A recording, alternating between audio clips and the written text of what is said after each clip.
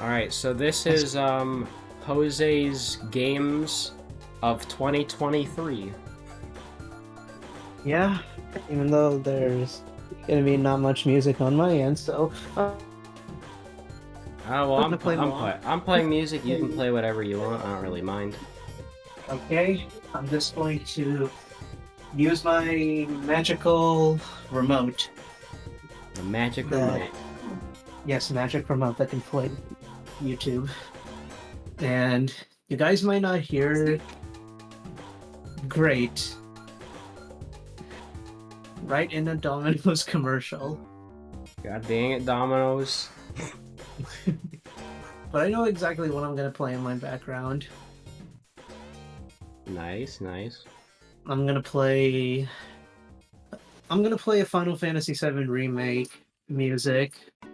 Banger. Yep. And this one is a calming one. Perfect for discussion. But I will link it to you after this video is over, so you can give it a listen to it later. Alright, sure. So, first off, I wanted to say that this is 2024, and I want to discuss games that I've played through for 2023. But keep in mind, there are some games that I have repeated playing just because I'm bored, or if I wanted to do a challenge run. While others are just games that I've recently played, but they are brand new to me, like Toho, for example. Wait, oh yeah, we started playing Tahoe last year.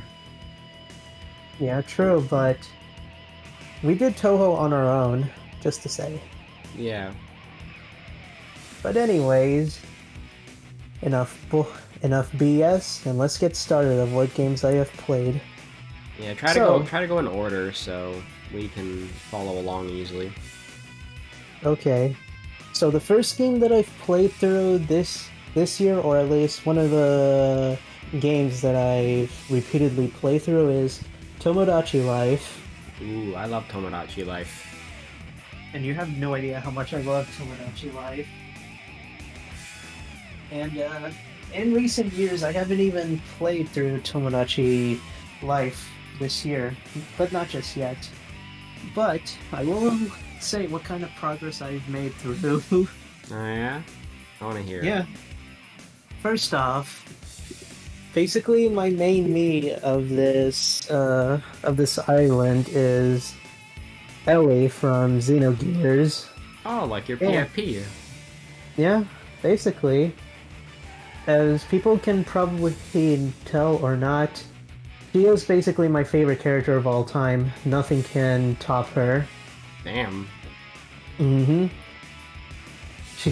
And it's going to stay like that for the rest of my life because I found a true waifu. That's well good. That means I won't have to change your icon too much.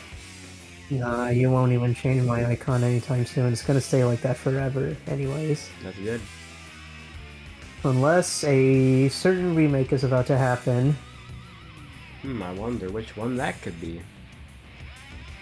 A genealogy remake.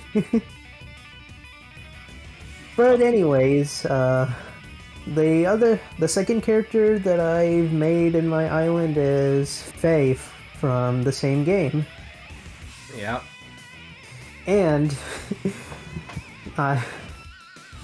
since this is a new save file, I didn't intentionally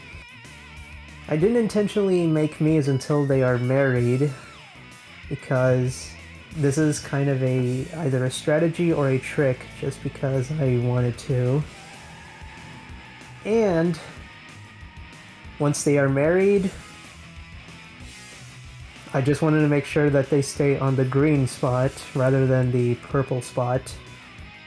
Basically, there are statuses of Tomodachi Life.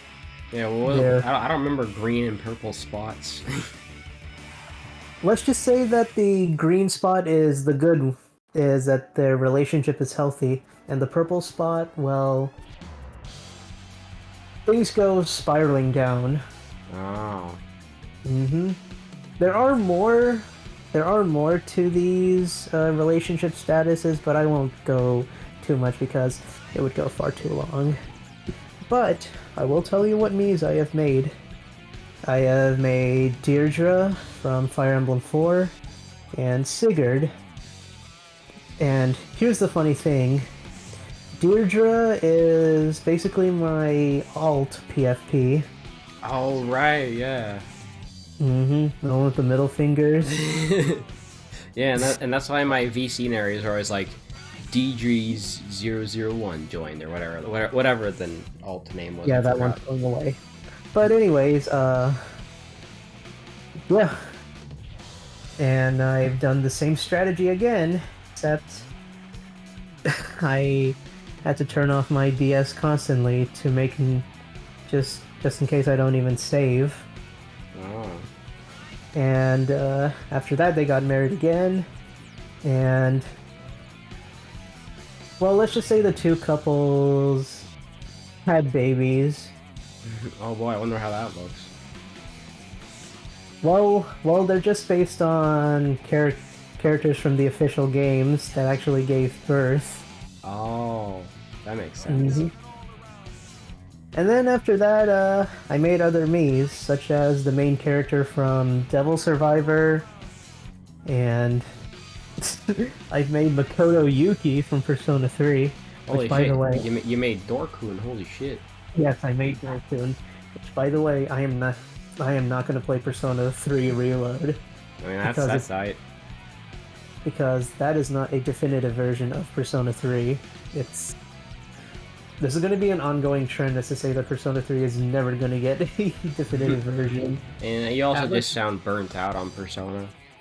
Yeah, I just got burnt out on Persona, which I will talk about later, because Persona is one of these games that I have played through this year. Mm-hmm. And I also made Big Boss. Big Boss. We say that in sync. Yeah, true. And I've also made fucking Yukari from Toho, not the Persona 3 one.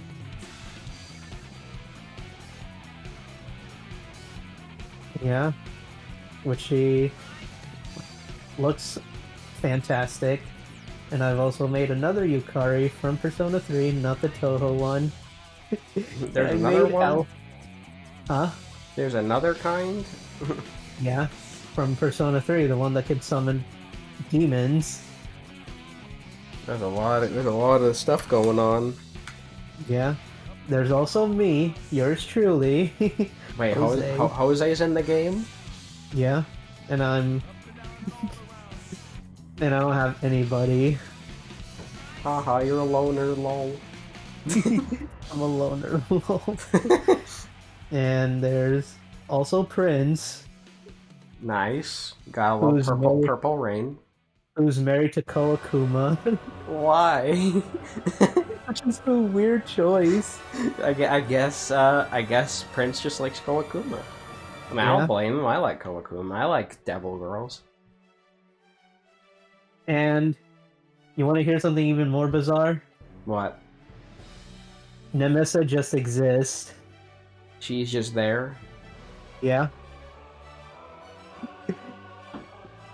You want to know who she's related to? What?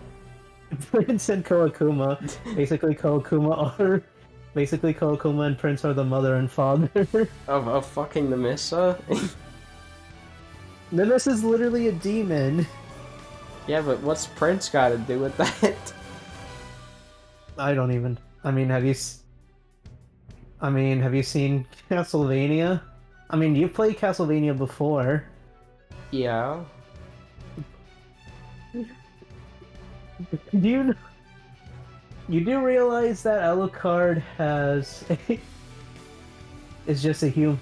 You know that Alucard's mother is just a human, right? Oh, well, I mean, when you put it that way, yeah, I guess it makes sense, you know.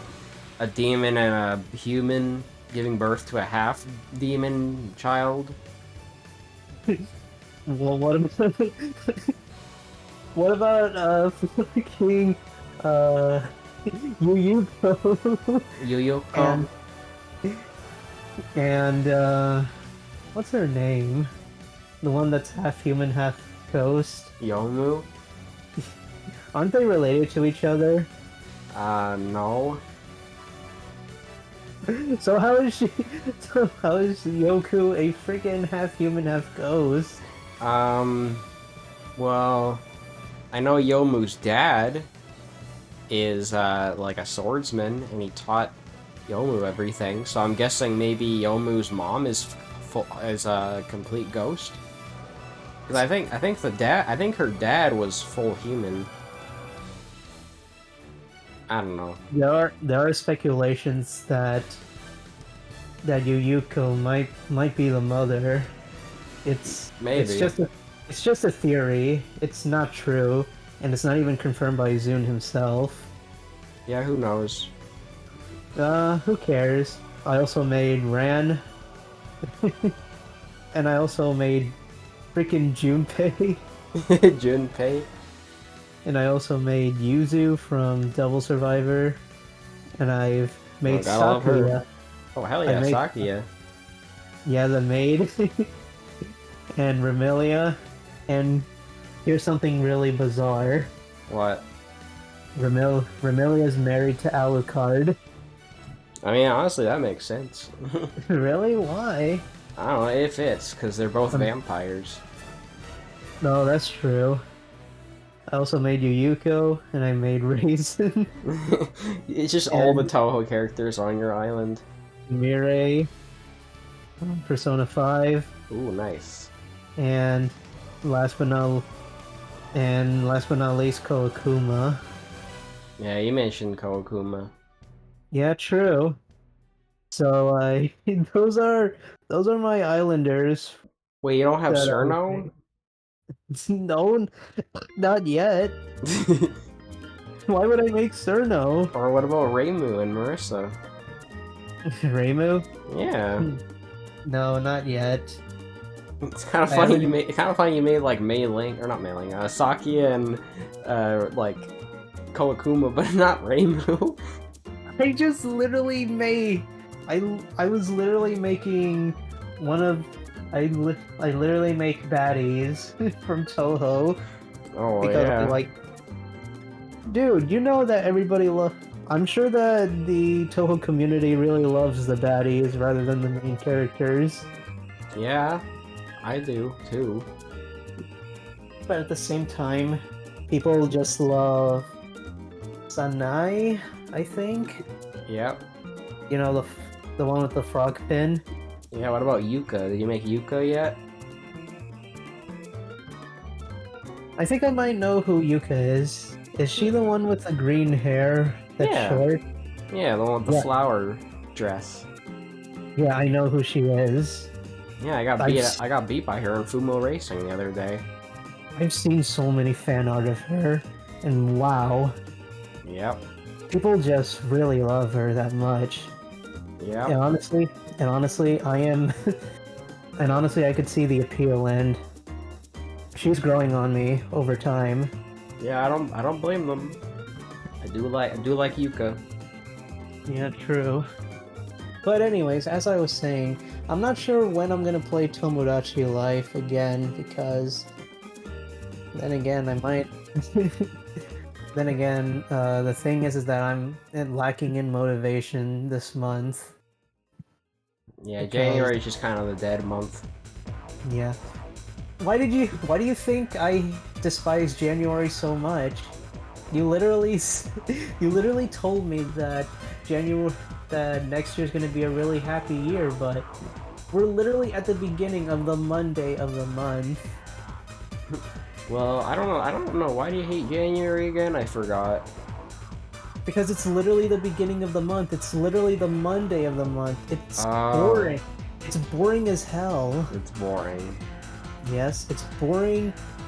And Christmas is over. My birthday is over. It's called post-holiday blues. It means people get depressed after Christmas is over, and which I am in the same boat as them. That makes sense then. But the only thing good out of coming from January is that I'm gonna get a new game this year, since all I have left is $590 in my pocket. Yeah, you could definitely do something with that. Yeah. Besides, I'm gonna get a ton of money at the end of the year. Very nice. Yep. Which says a lot, but we're not here to talk about currency. We're here to talk about games anyway. Yeah. And funny memes. Yeah, and skits. Yeah, true. And skits. And Carl Weezer going, what? and Yuka fan art.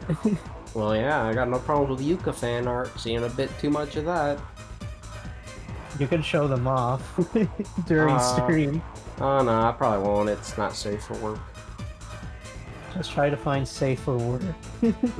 Yeah, I'll see if I have any safer work. That's fine. And anyways, enough talk about Tomodachi Life. But enough talk.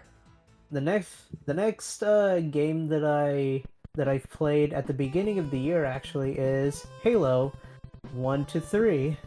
I do remember that. Yeah, I played Halo. The only reason why I played Halo is because that me and James wanted to do a co-op game for the first time, because let's be for real, me and him never played co-op games since 2022. Up until now, that is.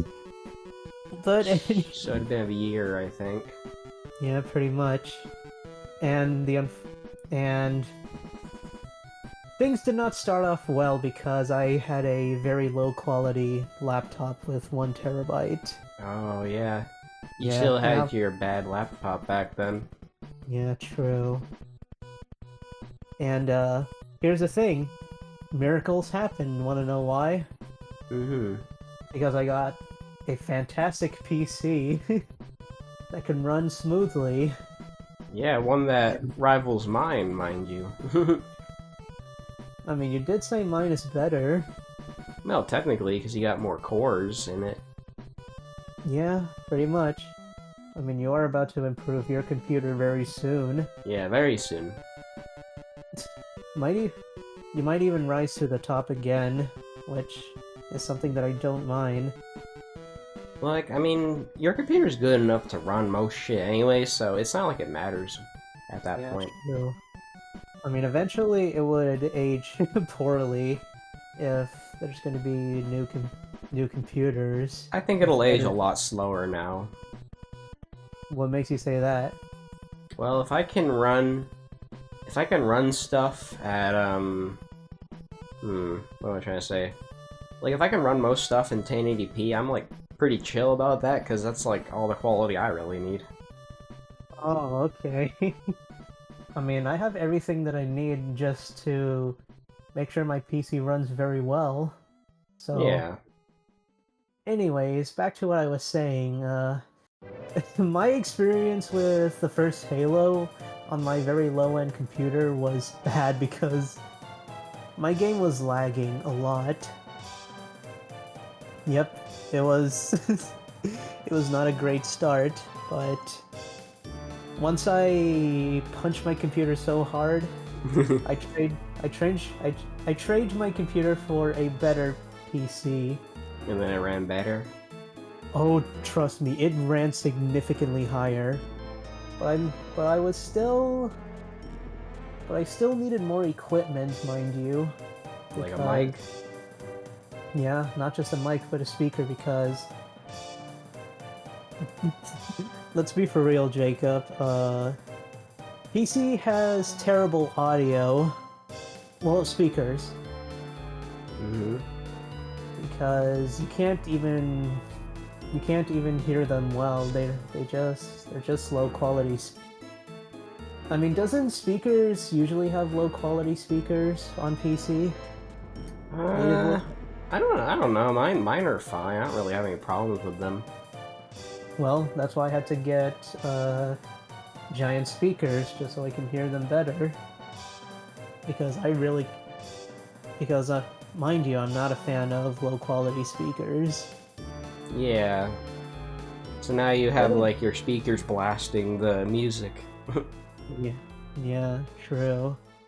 But after I got my PC, me and James played Halo 2 as as a start of me having a high tier PC, and and then after that we just played Halo 3, and then recently me and him are playing Halo Reach, which is supposedly the last good Halo game because after that Halo was given by a different company, but still owned by Microsoft, and Halo just becomes just exactly like Call of Duty. Oh, that's lame. Oh, it is. But what's even more ironic is that Call of Duty sells more than Halo because it's Call of Duty. Call of Duty is, well, Call of Duty, and it's owned by Black Yoshi. Well, Call of Duty is duty, because it's not Yeah. fun. Well, Call of Duty is not all that bad because Depends. they used to make good games back then in the PS3 era, Yeah, or at least like Modern Warfare 3. Not the new one, the old one. there's Black Ops 2. I still got Black Ops 2, actually. Are you even planning to play Black Ops 2? That's the problem. I don't have anybody to play it with. Maybe I should get Black Ops 2 just in case things get fun. If you want. Mm-hmm. But yeah, whenever I play Halo, I literally just mess around and do some stupid shenanigans. Yeah, maybe I should get Halo. And even then, every and one of the famous examples of me doing shenanigans on Halo is me attacking against my own ally. And every time I try to find the sticky grenades, I just throw it at James. And he literally gets mad at me. And what's funny is that he attacked me as well. Oh, wow. No And wonder it was fun. and then I said, "Who killed me?" And then he said, "I don't know. Somebody who killed somebody who just killed me just wanted to kill you." It was pretty much like that. We just insult each other of what shenanigans we do. Perfect. But we managed to finish the first 3 games. Yeah, I was about to ask, like, did you ever finish Halo 1 since it was on the crappy laptop? Yeah, somewhat, yes. But I had to play it on the on the low graphics one, which, if I'm gonna be honest with you, the low graphics one looks better than the high quality graphics one. Oh, I was expecting to hear that. I mean, you could literally change your graphics to the original Xbox to the remastered. Oh, that's what you Mm. mean. Yeah, it's one of those games where you change the graphics of your liking. Say if you prefer to be nostalgic or just be a newbie and enjoy the new graphics. Lol noob.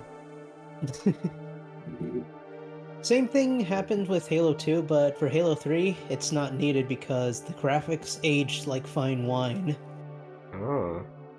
hmm But right now, I am recently playing Halo Reach with James, and basically, and it just basically runs the same thing with the shenanigans that I've just said.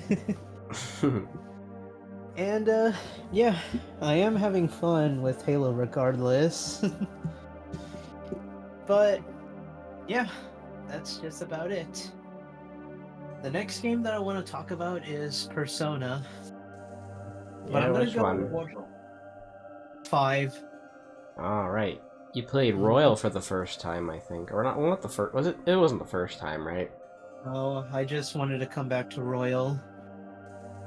And honestly, the reason why I bought Royal is because that I didn't want to pre-order the Metal Gear Solid collection because of the backlash that it's getting.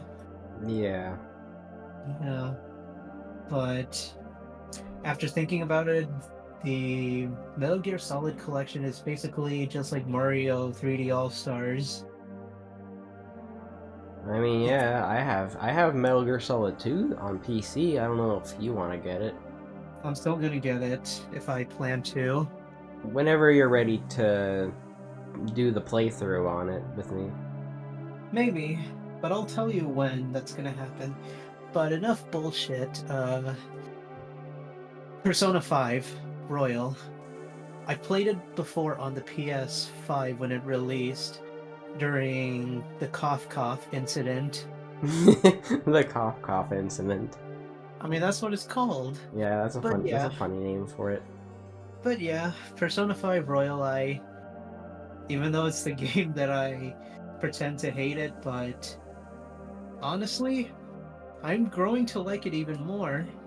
Like, sure, I may not think the story is not the best, but I think it's a good story after looking at past its flaws.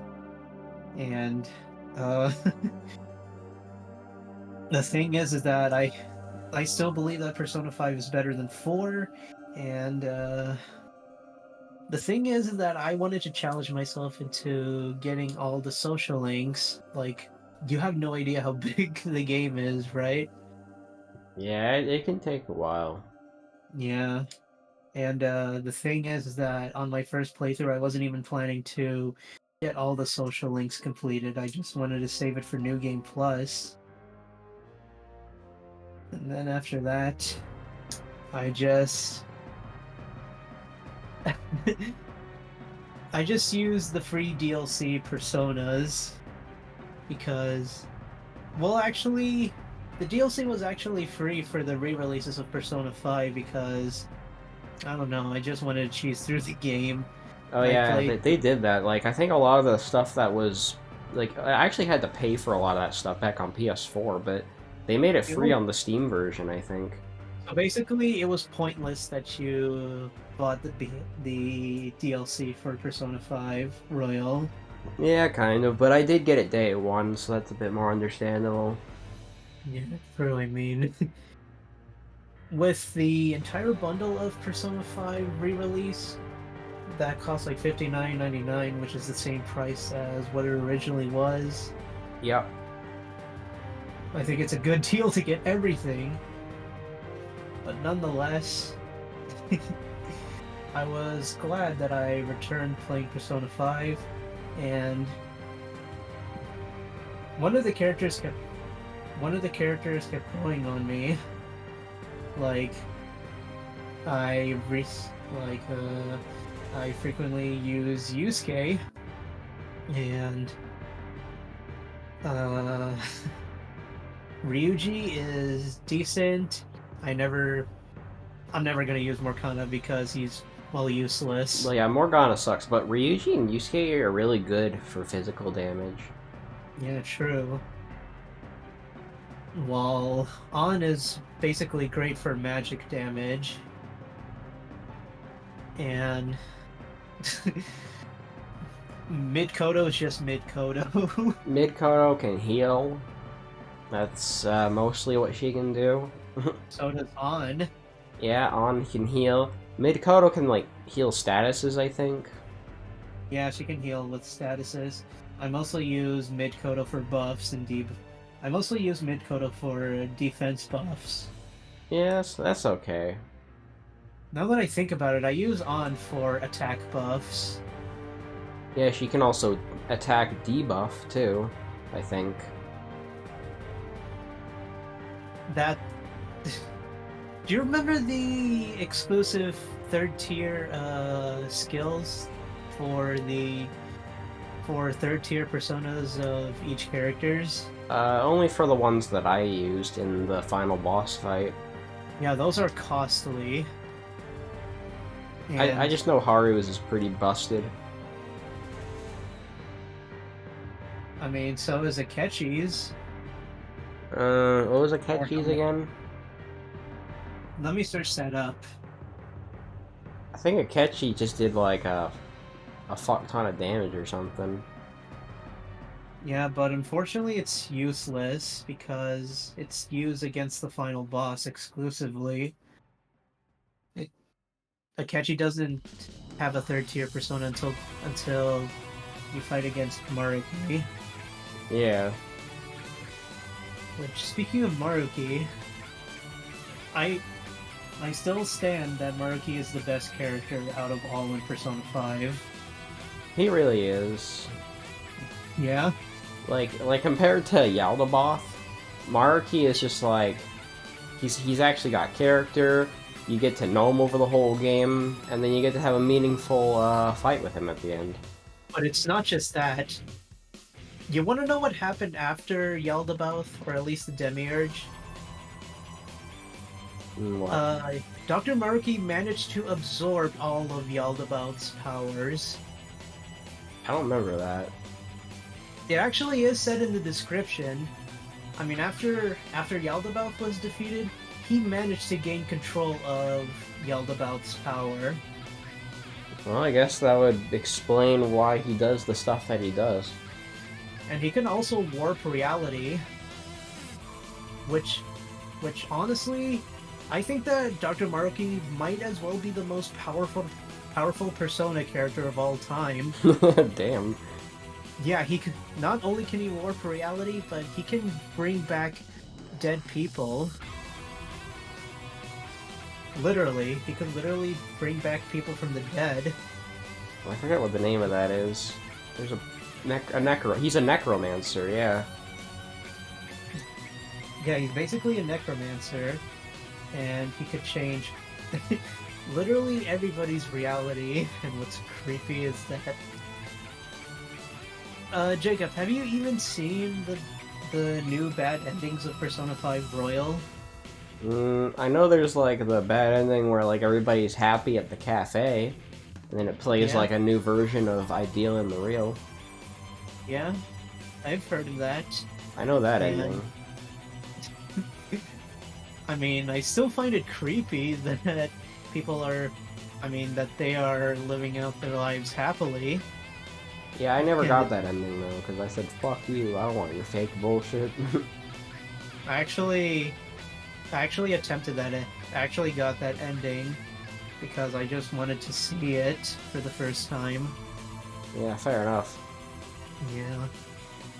But another thing that I did for Persona 5 Royals that I actually 100%ed the compendium. That must have been a pain in the ass. Oh, it is. But what's even worse is that I had to collect all of the treasure demons. Yeah, I'm guessing that's not fun either. Oh, it is, and it's even worse because they are literally required to get all of the compendium completed. Compared to the social links, they're not bad. Damn. But you have to waste a fuck ton of money to get all of the personas. Yeah, so you probably gotta grind. Mm-hmm. And not only did I 100% of the game, I had to fight against Lavenza, and she is a tough son of a bitch. But I had to cheat. That's right, we're gonna cheat. With Izanagi no cheating. I mean Izanagi no myriad truths. That's literally his name. His name is No Myriad Truths because, well, you know how broken Myriad Truths is in Persona 5. Yeah, I used him when I refought Maruki. Because I was like, I'm not fighting Maruki again, so I'm just gonna use Myriad Truths. I actually defeated Maruki with Messiah. Oh, there you go. On the highest difficulty. I played both hard and merciless. I think hard is better than merciless. Yeah, true. I mean, imagine if you can't crit, nor you do technicality. Yeah, Because merciless is more like a gimmick mode. Because you do triple damage. Yeah, and the enemies also do triple damage. Well, I mean, that's even more of a reason to survive, nonetheless. Yeah. And I've also used the costumes to change the music. I mean, the most that I can recall is that I use Joker to put on the Persona 2 outfit. Bro, I did the exact same thing in my playthrough. Really now? Yeah, I had the Seven Sisters outfits on, like, for most of the game. Okay, maybe, like, the second half of the game. And what happened during the second half of the game? Well, during the first half, I wore the Velvet Room outfit so that it plays the Persona 3 final boss theme. Battle for Everybody's Souls. That's... Yeah, it just plays that in every battle. And then, like, for one dungeon, I put on the Gekko-Con outfits, so it played Mass Destruction. And then for the rest of the game, I put on the Seven Sisters outfits, because I was getting into, like, Persona 2 during that time. I was having, like, a Persona 2 phase. I got tired of freaking Mass Destruction, regardless. Well, yeah, that's why I only did it for one dungeon. Well, yeah, I guess so. And speaking of the dungeons, I still... I might be alone in this, but I think Maruki's dungeon is the best, for various reasons.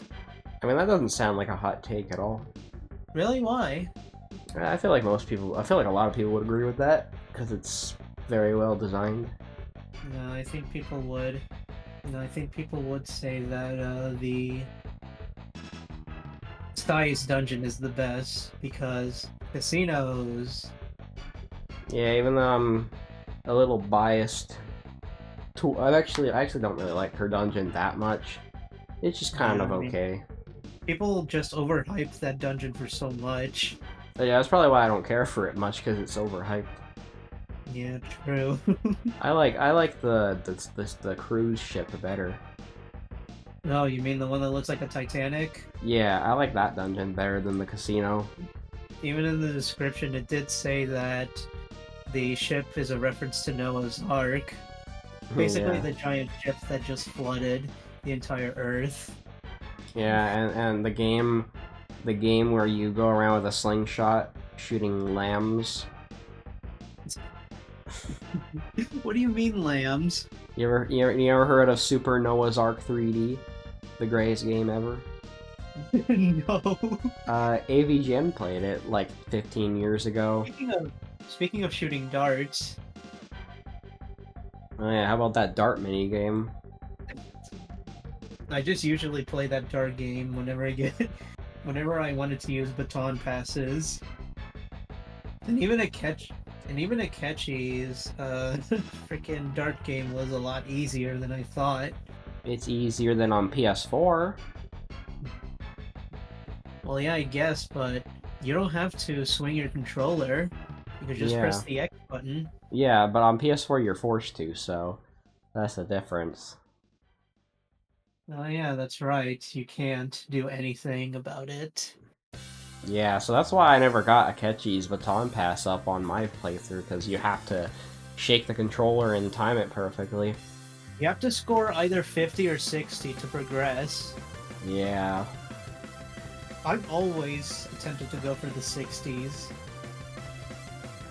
Because I wanted to be hardcore. I didn't know about the 60s back then, so that's probably also why it was hard. The 60s is basically your triple 20s.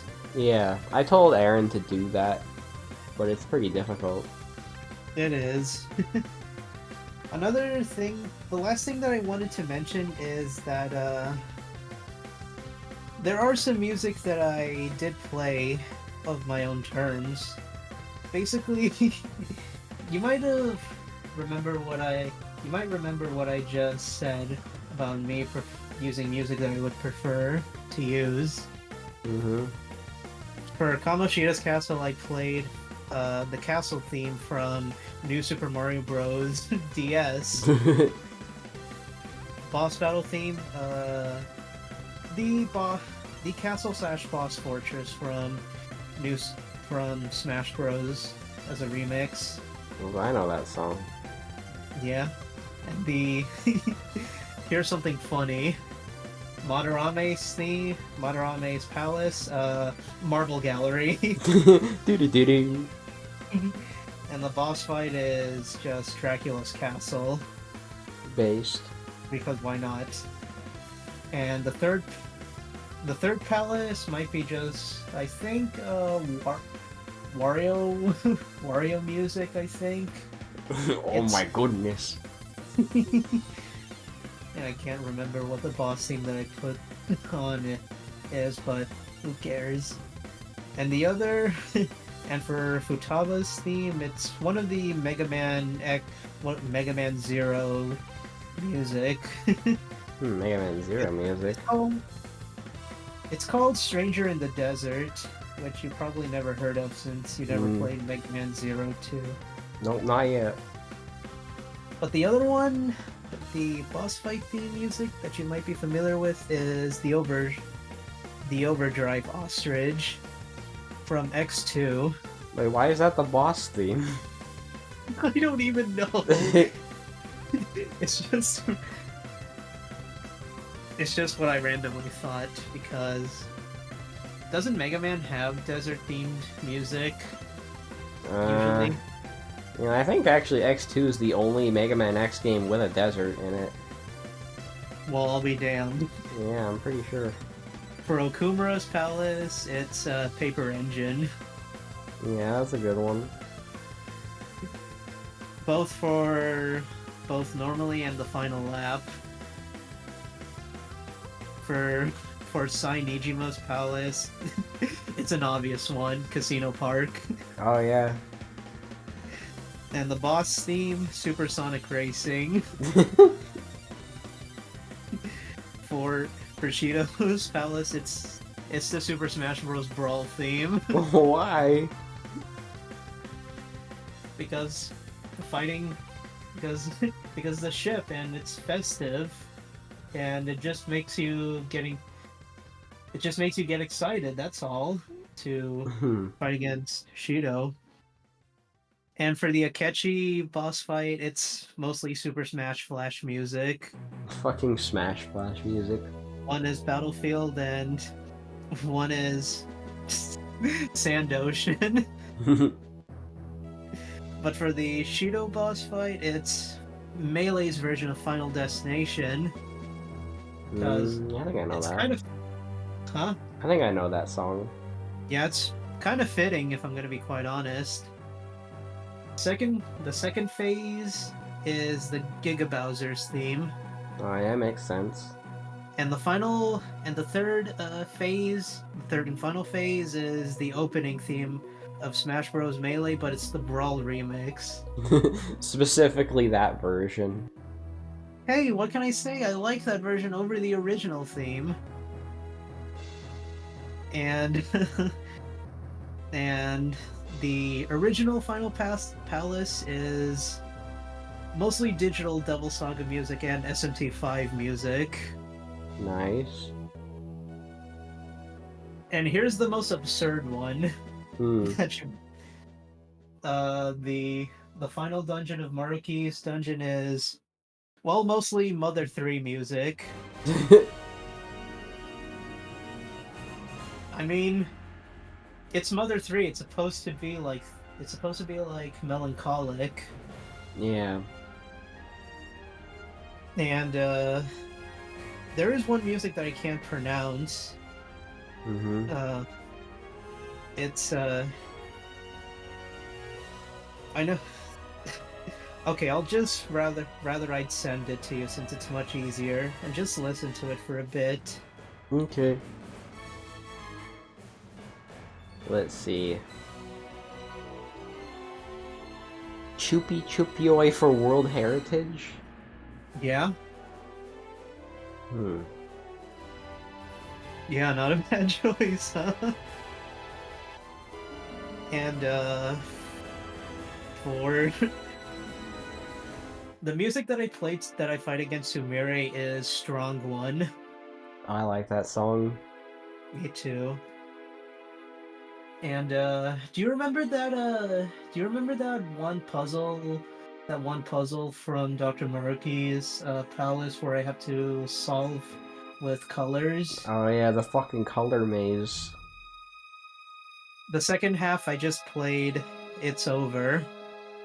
Well, like when you get hit by Shrek in Mario Kart 8, or you just like, it's all over. No, it's not that. It's the part where Lucas kills Claus. Oh, That music. That's the second half that I played. interesting choice. I mean, hey, it's supposed to represent paradise, so I have to play something that fits. So, Yeah, it fits. and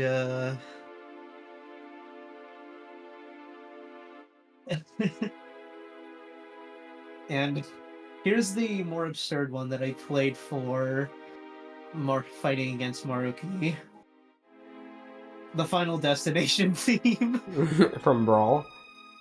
Yes, and the other is and the second phase is the Super Smash Bros. Brawl main theme. Again? Yes, Again, even because though I played in the Cheeto Palace already. no, it was a different one. Oh. I was talking about the main theme of Smash Bros. Brawl. Yeah, isn't that what you just said? Yeah. The other was the Melee remix one. Oh, the Melee remix. Mm-hmm. So, yeah, that's all I wanted to talk about for Persona 4. I mean, 5. 5 Royal. Man, you must Oops. really love Persona 4. No, I don't. I really don't like it that The much. only good thing about Persona 4 is Adachi. Yes, literally, Adachi is the best thing that could ever happen. And the Adachi PNG on the motorcycle in Mario Kart 8. Yes. Which, speaking of which, Persona 4 Golden. It's another game that I recently come back to because I actually plan to play this game backwards. I mean, the series backwards. That's sort of what I did, I don't know. Yeah, but I'm actually planning to do that again. I mean, I've completed every single Persona game, not the spin-offs. But yeah, Persona 4 Golden. This might be a bit short than Persona 5 in terms of explanation. So, let me explain this. I basically skipped the entire story of Persona 4 Golden. What, because you've seen it already? Yes, only once, because I'm gonna be for real with you, I really don't like the story of Persona 4 Golden that much. Yeah, it's just kind of whatever. The only thing that I never skipped on Persona 4 Golden is searching for Marie. Yeah, because that's a Golden exclusive. Content, yes. And the only reason why I wanted to play Persona 4 Golden again is not just because of Akechi. I mean, Akechi. Yeah, I didn't know Akechi was in Persona 4. Yeah, neither do I, because like basically Yukari and Akechi looks like the same. I don't even know what I'm saying anymore, but yeah, it's not just because of Adachi that makes this game fun. Which, by the way, I actually completed Adachi's social link. Fucking legend. Why? Because I don't think it's required to get the true ending of freaking Persona 4 Gold. Well, actually, it is. It is required because it is necessary for me to get the opposite of Izanagi. Oh, Magatsu Izanagi. It's really hard to pronounce Magatsu Izanagi because I can't remember the name of Matsugo Izanagi. I'm surprised I remember it. Well, duh, because you haven't even played Persona 4 that much. Yeah. But anyways, I only played Persona 4 Golden again because of Marie. Yeah, I played Persona 4 Golden because of Marie. Because, I don't know, I just want to get the true ending, and I think Marie is adorable. Yeah, I do like me some Marie. And she's also a freaking tsundere, and Which I tend to like for some reason. and I okay, the one thing that I remember is whenever I social link Marie is that she actually writes poems. Alright, yeah, he does do that. And let me tell you this, her poems are actually cringy as fuck. They're literally cringy. Like, that was truly cringeworthy. that was truly cringeworthy. And I never intended to 100% the compendium, nor do I want to 100% the social links because I think they're boring. Yeah, I mean, isn't one of the social links you just hang out with like some like kid from elementary school, and he kind of looks like Scott the Woz? Scott the Woz. I did not know Scott the Woz was in Persona 4 Golden. Actually, he looks more. He actually might be more like Nathaniel Bandy. There's a Nathaniel Bandy kid in Persona 4 Golden. Dude, I did not know Nathaniel Bandy was in Persona 4 Golden. Yeah, maybe I can find a picture of him. Just Okay. maybe. I'll see if I can find him, because, yeah, I remember that. Persona Okay. 4 social links. Once you keep searching, I'll just continue of what I did in Persona 4 Golden. Basically, I just wanted to grind up all the stats for the personas that I like. Mm-hmm. Specifically, Hello. Basically, the angelic version of Lucifer. And I also maxed out Kaguya's stats. Basically, Marie's ultimate persona. Oh, wait. Marie has her own persona? Yes, Oh, is once you it? complete the Oh, social link. that's the persona you get from beating her Link. Okay. Yeah, basically Kaguya. And actually, I intended to max out Satan's stats because why not? And let me tell you this, grinding up stats is literally tedious. You have to gain shuffle time in order to max out. I mean, get the specific cards in order to raise up stats. Mm-hmm. And let me tell you this, like I said before, it's tedious as hell. Oh yeah, I found the Nathaniel Bandy kid. he kind of looks like Pro Jared. Wait, Pro Jared? You've heard of Pro Jared, right? Yeah, I still watch Pro Jared. Anyways, That hair literally looks like Pro Jared's. here's the Nathaniel Bandy kid.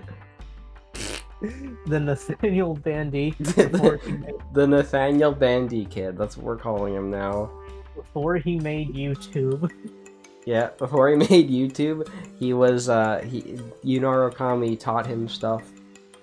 To make YouTube videos and editing. Yeah.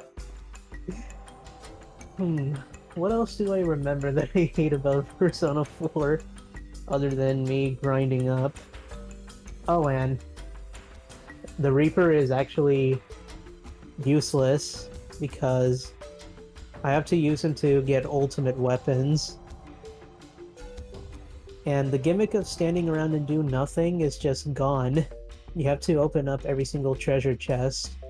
Oh, is that how that works? Yeah, that's how it works. And let me tell you, it is stupid as hell. Stupid. But yeah, since I've got Marie's social link finished, I I intended to get the go to the golden exclusive dungeon, which I hear people were pretty mixed about it.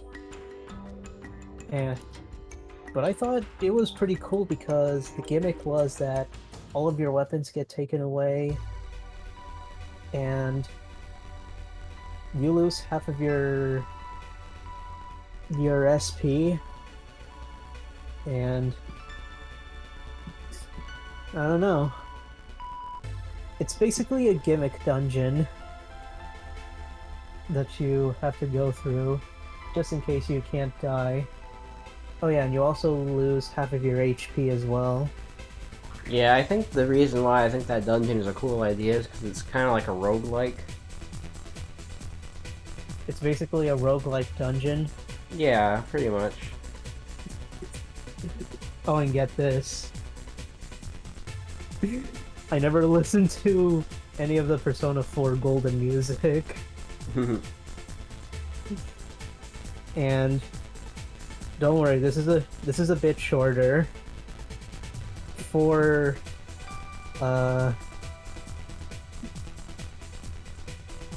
I forgot her name already. Okay. Who are you talking about? The first dungeon. What, what was her name? Yukiko. Yes, Yukiko. For Yukiko's dungeon, I played the Awakening, the Awake theme from Circle of the Moon. Oh yeah, the one that goes like. It's Yeah, that literally song. the first. It's literally one of the first music that you hear, so I thought, why not? And it's also in a castle. Oh yeah. I almost called her Yuyuko. Yuyuko. Yeah.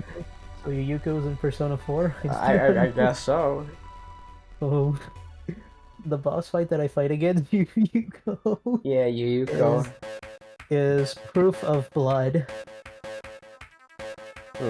Proof of Blood. What's that from again? Circle of the Moon. Oh, it's also from Circle of the Moon. Mm-hmm. It's basically heard as the final boss music. Oh, yeah, that song. Yeah, which I have PTSD of, because fuck the Dracula fight in that game. Really? It wasn't even that hard. I found it hard, because I died, because Dracula does like half your health bar. Ah, okay. I see where you're coming from, but what about the one move that you have to, you know, use flight for an extended period of time? Just like the one where Alucard uses it in Symphony of the Night. Yeah, I did that. So for Kanji's dungeon, I use Jungle from Super Monkey Ball. That's random. It is, but he's gay, so I have to use music Lol, like... he's gay. And I also use a remix of Jungle. And I really wanted to say it's from Sonic and Sega All-Stars Racing Transform, but it's a remix from Silva Gunner. You know, the okay, I'll just show you rather than tell you. Show and tell. Yeah, just like the one SML video where in episode 3 of Junior Summer School where they use show and tell.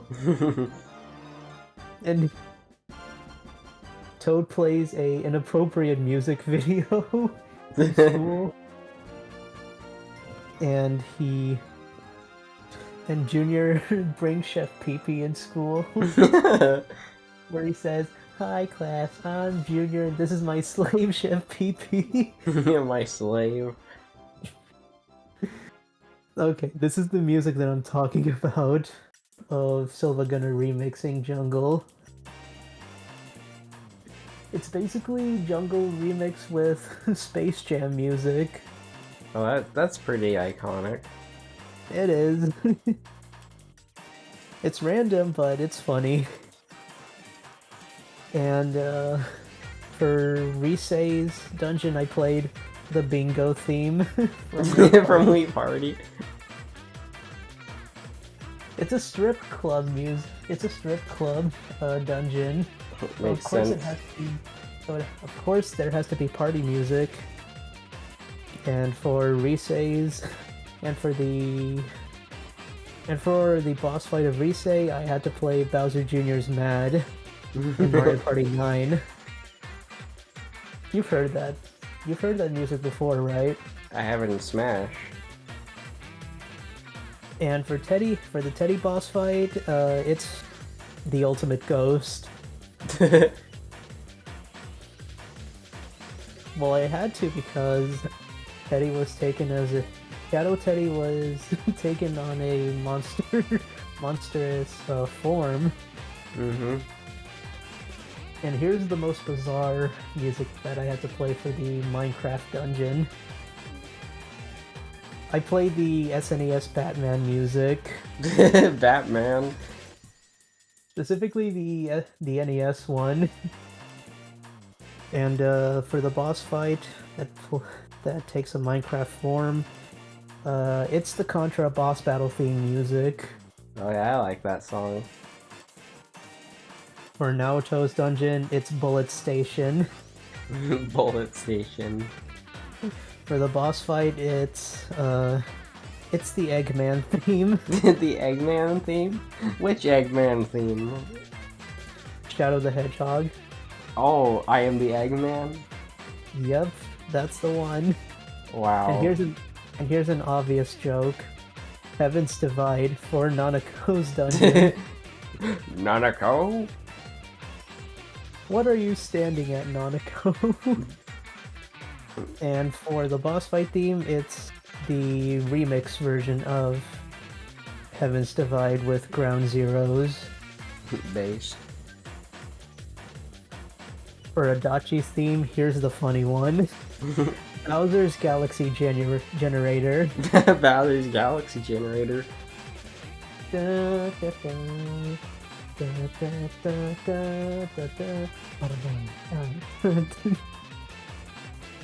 I'm sorry, I really love that theme. Fighting against Adachi, it's Dark Bowser's theme. Dark Bowser, fitting. And the second phase, it's Adventure's End. Very good. Alright, next up for Marie's dungeon, it's Kid Icarus Uprisings, Chapter 11, Reset Bomb Forest. Mm-hmm. And for the boss fight, it's the same chapter but a different theme. And the second phase is the War's End, basically fighting against Hades as the final boss. Oh, that's cool. It is. And the final dungeon is mostly Fire Emblem music. Because why not? Yeah, fair enough. That's me with my music packs too. It's mostly final chapters. It's mostly final chapter themes from each games. And the last music during the cutscene where Yunarakame summons Izanagi no Okomi. It's from a visual novel game. Wow. It's an end credits theme from a visual novel game that I know. Because why not? So yeah, Persona 4. A mid-game with bad story that is downgraded from Persona 3 and terrible social links, but a good cast of characters. Yep, and Adachi. with Hot Springs, where the guy gets injured for no reason. Well, that's every Persona game, though. Yeah, but I don't think it happens in Persona 5. Oh, yeah. But it did happen in Persona 3 as a mini game. Why would Atlas make a mini game like that? I don't know. Also, it doesn't even happen in Persona 2 or 1. Yeah, those games are peak. Those games are Megami Tensei. Yeah. But in a school setting, which already happened since SMT If. But enough of that. But enough of Persona out of the way. Let's talk about Circle of the Moon. Which is a great game. Yep, which I definitely enjoy. There's not much story in Circle of the Moon, but however, I will say this once. This is a really tough game. For good reason. Yeah, that game kicked my ass more than any of the other Castlevania games. But I couldn't even find items that much. Yeah, that's the reason why the game's hard, is because there's no shop. I mean, isn't it supposed to be a good challenge where you can't even use the shop? Yeah, I liked it. It definitely challenged me in ways that Symphony didn't. I wish there were more Castlevania games that were challenging like that. Especially in the Metroidvania kind of style. Yeah, I mean, what was it, I'll play Harmony of Distance later this year. Dawn of Sorrow was decently challenging. So, you can play those ones. Of Sorrow later on. Yeah, do Aria of Sorrow first, and then do Dawn of Sorrow. Because it's a sequel. But I will play Harmony of the Moon later. Harmony of the Moon? Yeah, so that's what I'm gonna call. But yeah. I think Castlevania Circle of the Moon is a great game. I like the music though. The music, top tier, great. Even though it's hard to say if you'll like Harmony of Dissonance soundtrack then. Why? Because it's going for more of a 8-bit style. Not going to be better than Circle of the Moon, eh? I'll let you figure that out. I'll be the judge of that later on. But, yeah. I just like the... Oh yeah, and I also forgot to mention about a gimmick in Circle of the Moon. There are cards that you can use that has special abilities. I mean, I'm sure you remember what I'm talking about, right? Yeah, the card system's cool. It's just that it's kind of annoying because they only drop from specific enemies, and you kind of gotta grind for them. Yeah, it's really. I mean, to be fair, I never planned on collecting all of the cards. I know I didn't get all of them.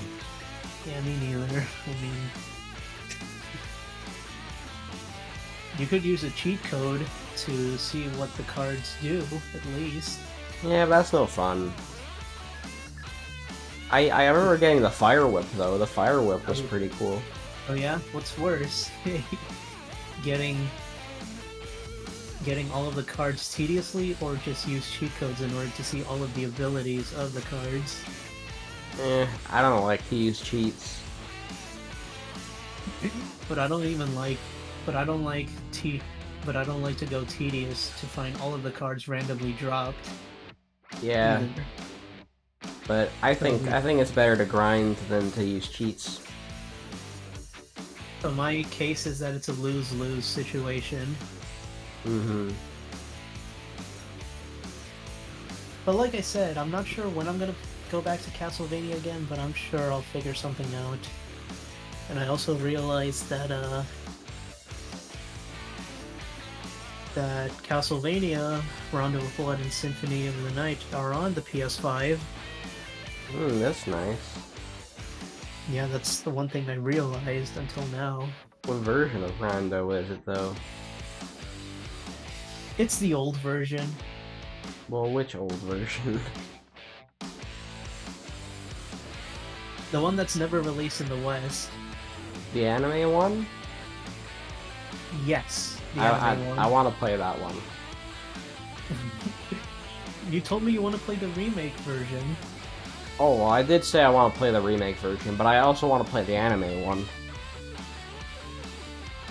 It also has a small amount of booba. Well, even more of a reason to play it. I should have never said that. That only happens in the beginning of the cutscene, before the whammon just got perished. The whammon. Yes, the whammon. Because Dracula cannot get a break because he literally loses 2 significant others. Yeah, he can't get any Kit Kat. He can't get any bitches. No bitches, Dracula? Literally, his first spouse literally died of illness, and the other just got killed because of witchcraft. Wow. Yeah, that's why Dracula became evil. Wow, he's like Count Black. What? Who's that? From Super Paper Mario. Well, if anything, Super Paper Mario got inspired by Castlevania then. I still gotta play Thousand Year Door. Oh yeah, the 1,000-year dork. 1,000 Year Dork. I am gonna debate if I ever am gonna get the remake or just play the original. Well, one's free and the other is a highly polished version of the original. Oh, we don't know that yet.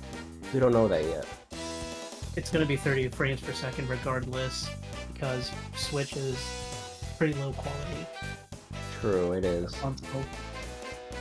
It's gonna be like Obama in Smash and just say true. The trend is that most Nintendo consoles are cheap to make. One, they have terrible storage. Two,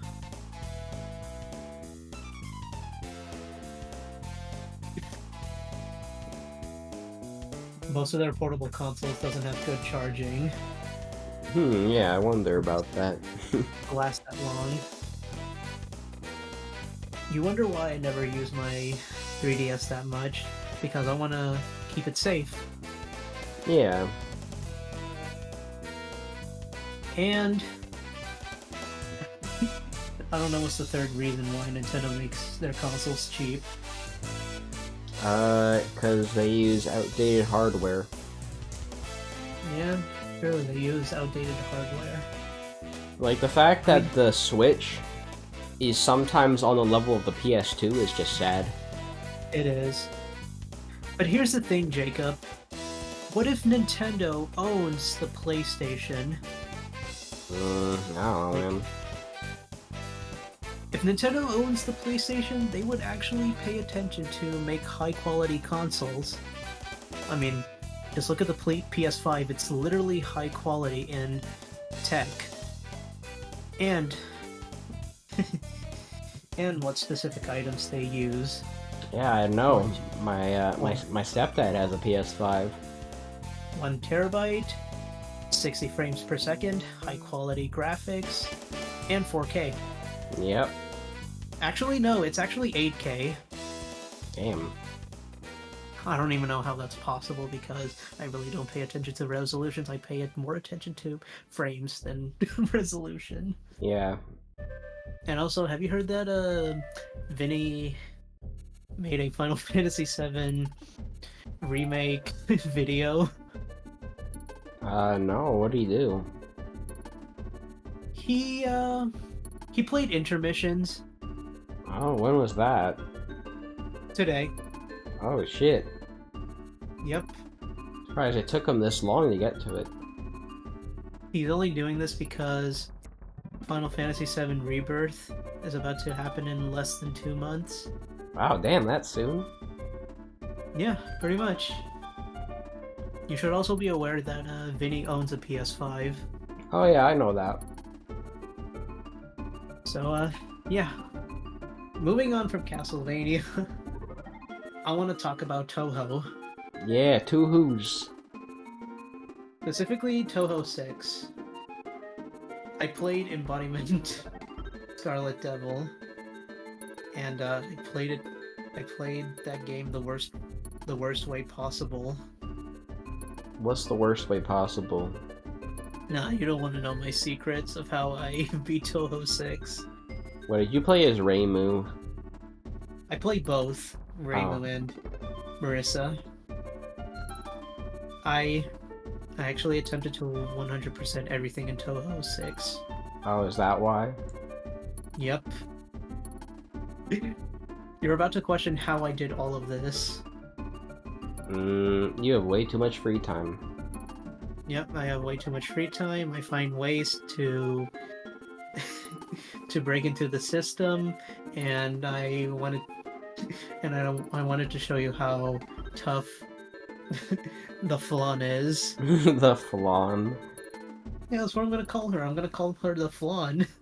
I saw someone post a picture of a Flandre Fumo today, and literally the name of the post was just a pudding emoji. Literally just a pudding emoji. That's a Flan. Yeah, she's the Flan. Why do you think I called her the Flan? Because she's a flan pudding. Exactly. But overall, people who are watching this, I would never recommend Toho 6. That game is actually hard. And it's not beginner friendly.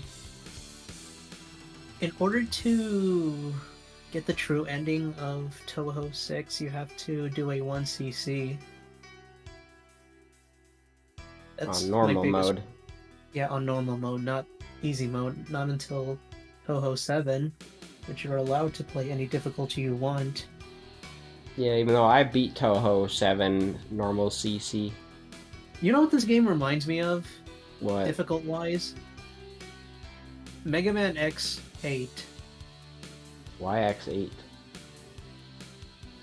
You can't even fight the final boss in X8 on easy mode. Oh, yeah. That I definitely know that. That is what this game is reminding me of. Yeah, because you can't fight Remilia if you don't play on normal mode. That is literally what it feels like when I play through Toho 6 for the first time. I'm actually planning to reinstall the first 3 games. Oh, I still have them. I still have 6 and 7. I might have to get 8 soon. I wonder what program you use to extract the files. WinRAR? Not WinRAR. You did told me that you use some kind of weird program that has an image of a water dropping. Oh, you're talking about Deluge. Yeah, Deluge. Yeah, that's a BitTorrent program. Do you even use Deluge? I do. Only to extract torrent files, which don't happen very often, but it's useful. You gave me a torrent file on a specific website on the shrines. Yeah, the Moria Shrine or whatever it was called.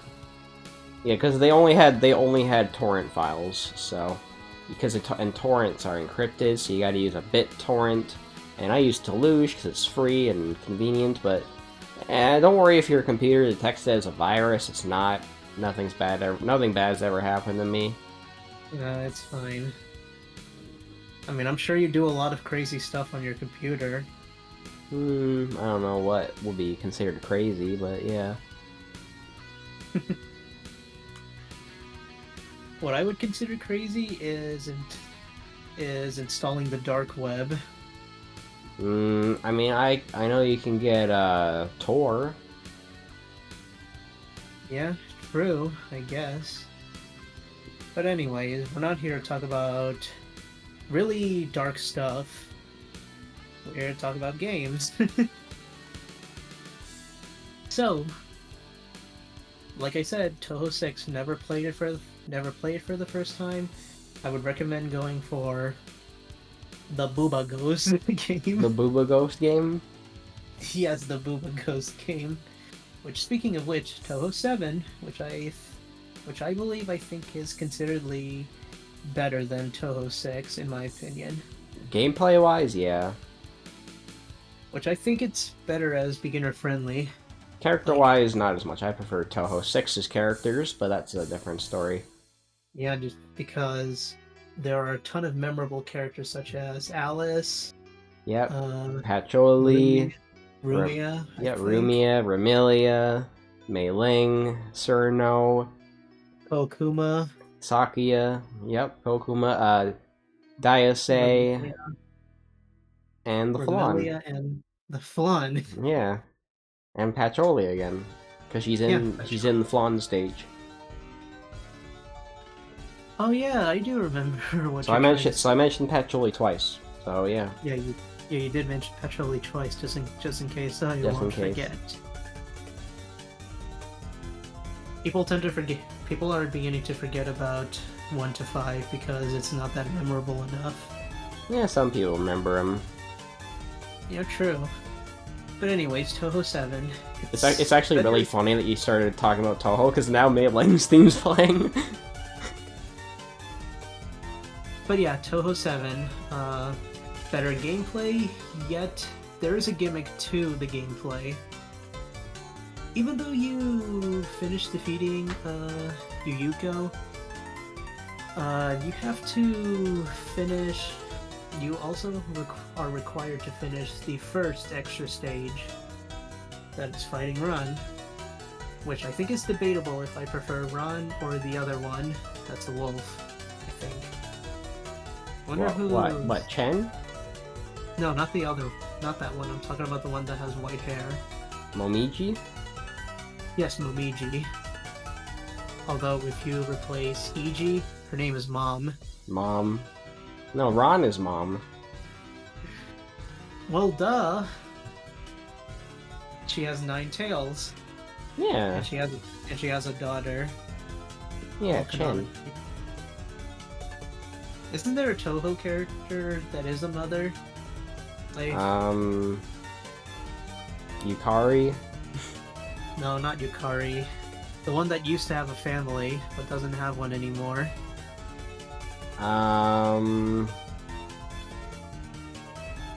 Surno? Nah, I don't know. I know she wears a black dress, however. That doesn't narrow it down. Oh, Junko! Junko. Oh yeah, Junko is a mom. Why do you think I specifically said she wears a black dress? I was like, a lot of characters wear black dresses in Toho. Yeah, but this one is traditional. That still doesn't Differently. help.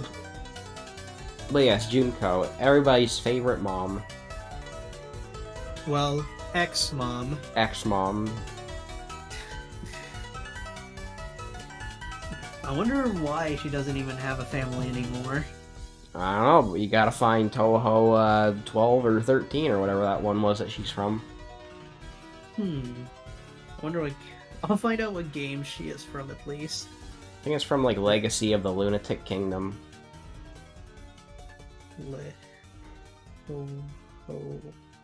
Oh, 15. Oh, 15. Yeah, I always fuck that up.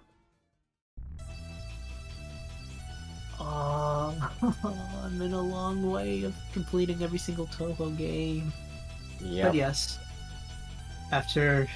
If you manage to defeat Ron, the extra stage, part 2, doesn't even automatically unlock. The thing is that you have to backtrack in order to get 50 spell cards. And you can't use spell cards. Nada. That is the only tough part that I could think of in Toho 7. Yeah, I don't feel like grinding out Ron, so I kind of just gave up. No, not just Ron. Every single stage on any difficulty. Yeah, well, yeah, I know that too. You gotta grind out the spell cards too, which, yeah, that's also difficult. With different moves that each character has. Yeah. That is bullshit, and and thankfully I managed to did it, but with impatience. That is. You have any idea how much of a nightmare I have to put through on Toho 7? It definitely sounds inconvenient. Why? Because you have to go through all the stages on different difficulties and dodge all the spell cards. Yeah, it's a nightmare. But once you manage to get all the spell cards, Yukari won't give you a break. Because, yeah, Yukari is Yukari. Mm-hmm. Chicken warp reality. And I will debate who is better, Junko or Yukari, of who is best mom. Mom of the year. I might be. I wonder what it's a call. You know what? Never mind.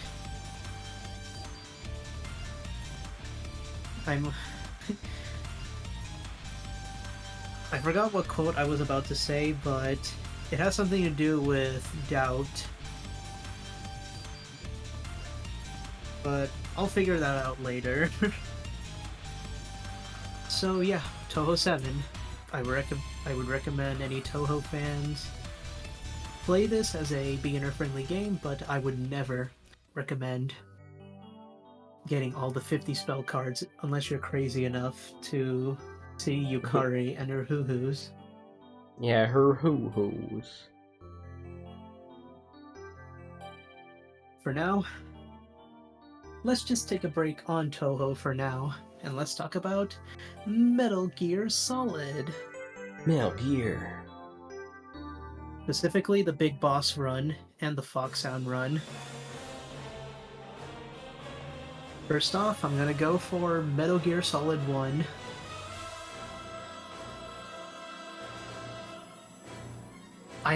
I didn't have I didn't have fun experiencing the Metal Gear Solid. I haven't even. I did not have fun getting the Big Boss run because here's the thing: in order to get the Big Boss run, you have to first play hard mode to get the the Fox code.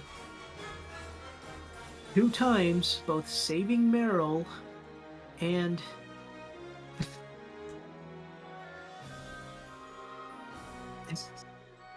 and get laid with Otacon.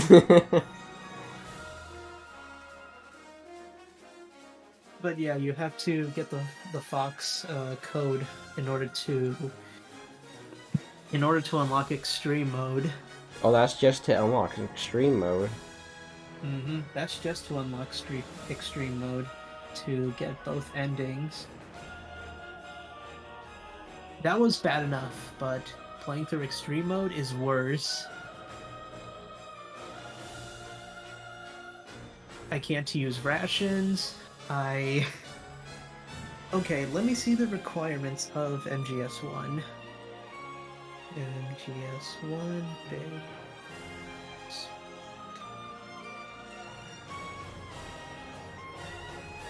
Okay, so the requirements of getting the Big Boss rank is you have to beat the game on extreme difficulty, you have to beat the game on under 3 hours, no continues, get less than 25 kills, trigger 4 or less than the alert if you get caught.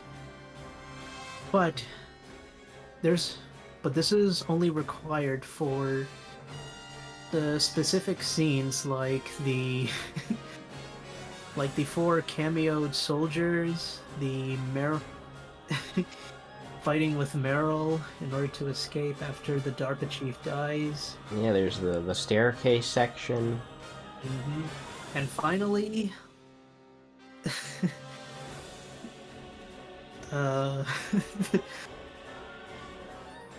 I don't even know what's it called when you when you try to escape the building where it explodes, but you do get to fight Liquid.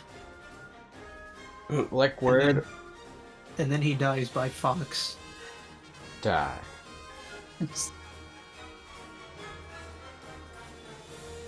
But yeah, This run was only meant for speedrunners, and funnily enough, I managed to finish MGS1 with the getting laid with Otacon ending. And to make things easier, I used the stealth camouflage for New Game Plus. Stealth camouflage. And you want to hear something even crazier? What? I managed to get the Meryl ending on Extreme. On the Big Boss Extreme run. Oh, damn. Yeah, that is a lot tougher than the Otacon ending Big Boss run. You have no idea. You have no idea how tired my arm was. Oh yeah, I imagine. You have to. Not only do you have to do this for the torture segment, but you have to skip every single dialogue. Oh, right, because you can't just skip it, you have to mash through it. Yes, you have to mash through it, and oh my god, it's literally like playing through the torture segment throughout the whole game. Damn. And you want to know what's the worst part about MGS1? What? The rat. The rat? Yeah, you know why. The PAL keys. Oh yeah, the fucking rat. Yes, the fucking rat who ate the PAL keys. The fucking rat. You really can't tell where the rat is. And you have to deal with not only the poisonous water, but you have to find where the rat is.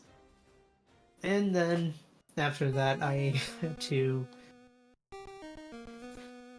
unfortunately had to use save states because I only did that because I really can't waste that much time.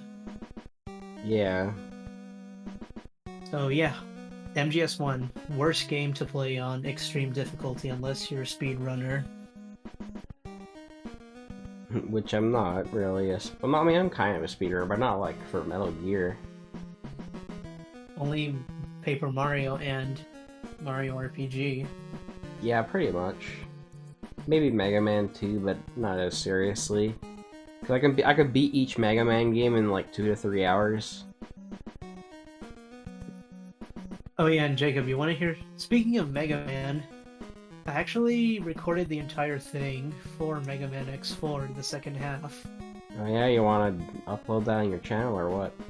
Maybe later. And I also managed to use the trick where I mash down a specific button quickly to finish off. SDC? Yeah, the Sigma male. The Sigma male, yep. Yeah, SDC. Yeah, I had to perform SDC on Sigma. Yeah, Sigma balls. I had to use everything. I have to use all of the E-tanks just to make sure I don't restart and bullshit again. Damn.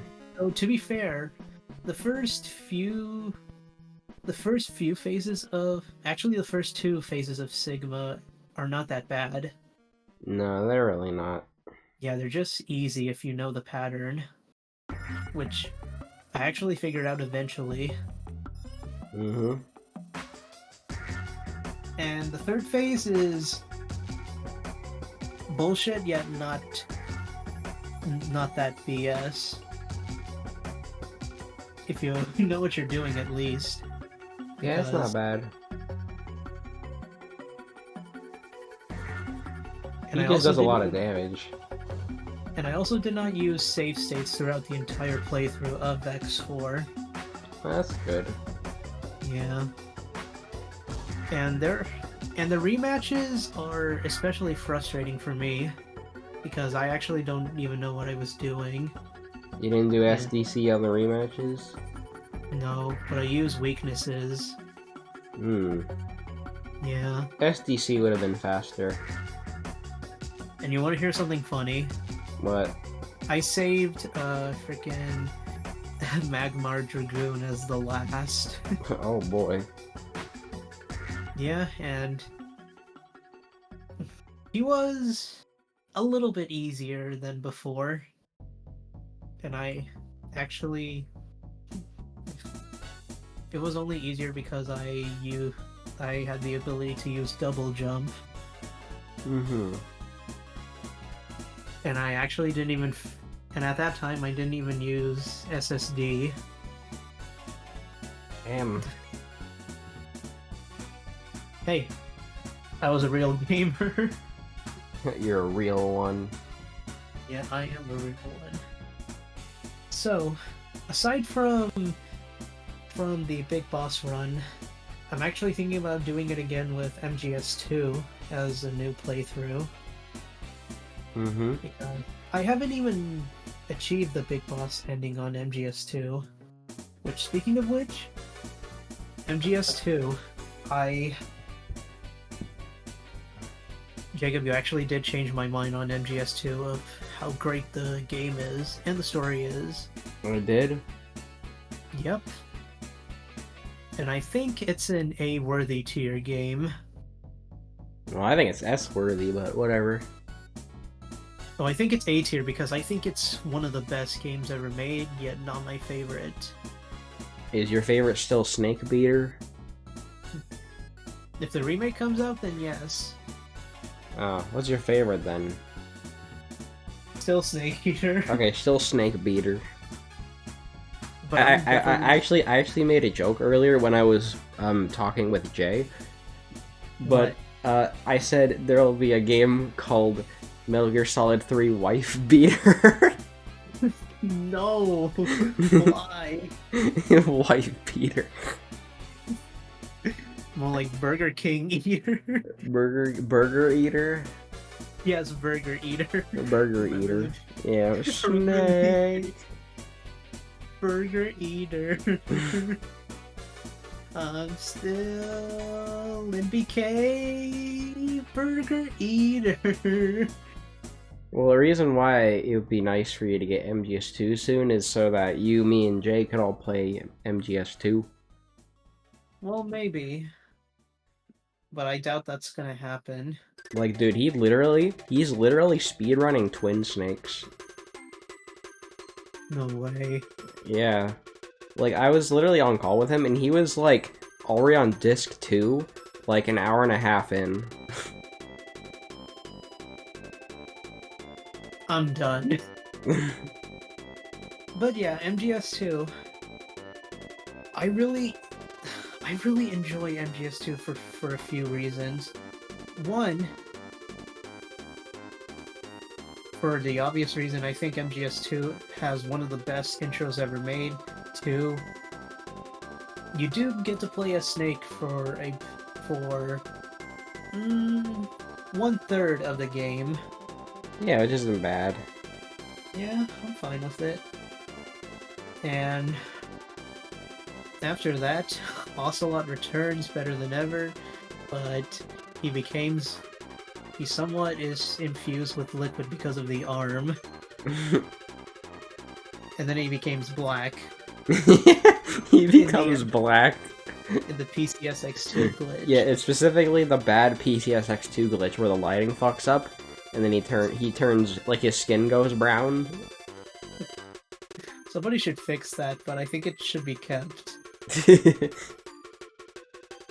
Maybe there should be a mod of that. I still have the picture of him being black.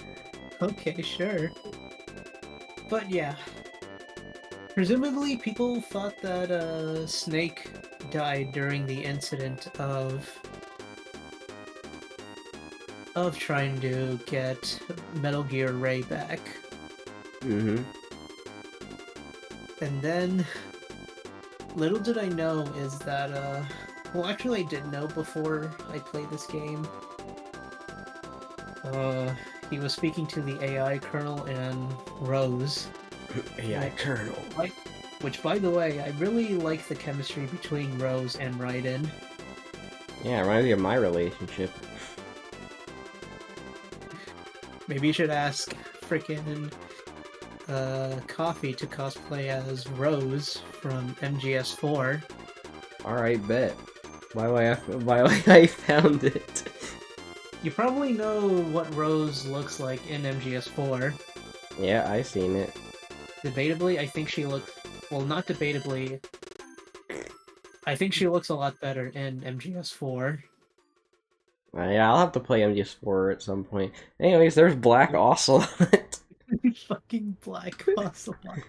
This is That is... real, by the way. This is a real glitch that happened to me on PCI 6 It is a real glitch, and I think it's funny as hell.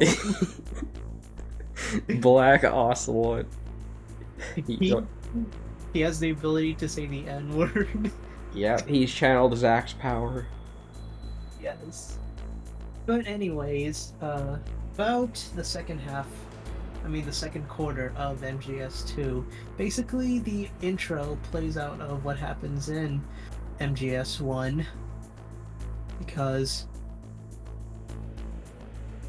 I've heard some speculations is that MGS2 is entirely a VR set.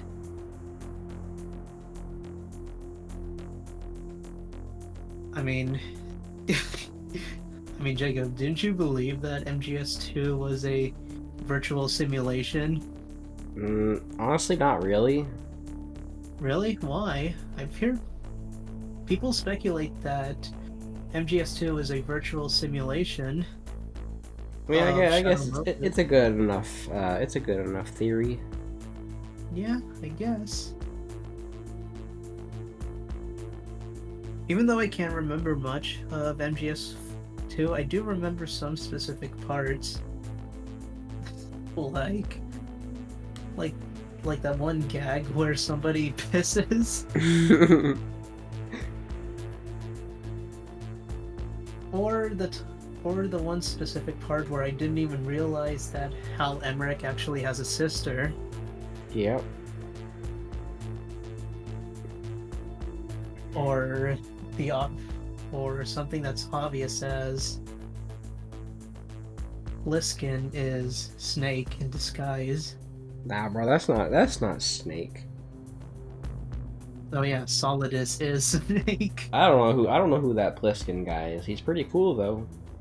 Yeah, he is, and he helps Raiden. Yep.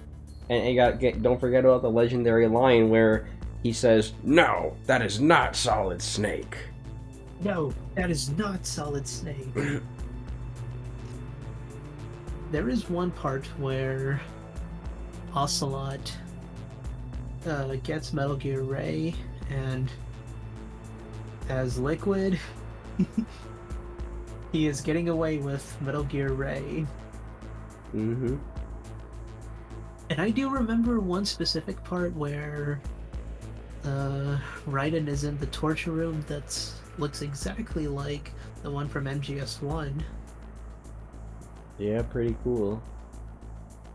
And then I just realized that Raiden was naked and a random soldier was jealous. It was implied that Raiden actually has a big dick.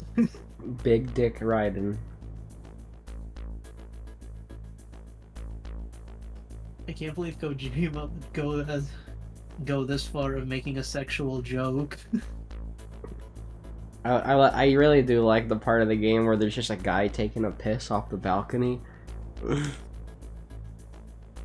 But there is one specific scene that I do remember of MGS2 the most. What? The AI kernel going crazy. Oh yeah. Where he wants scissors.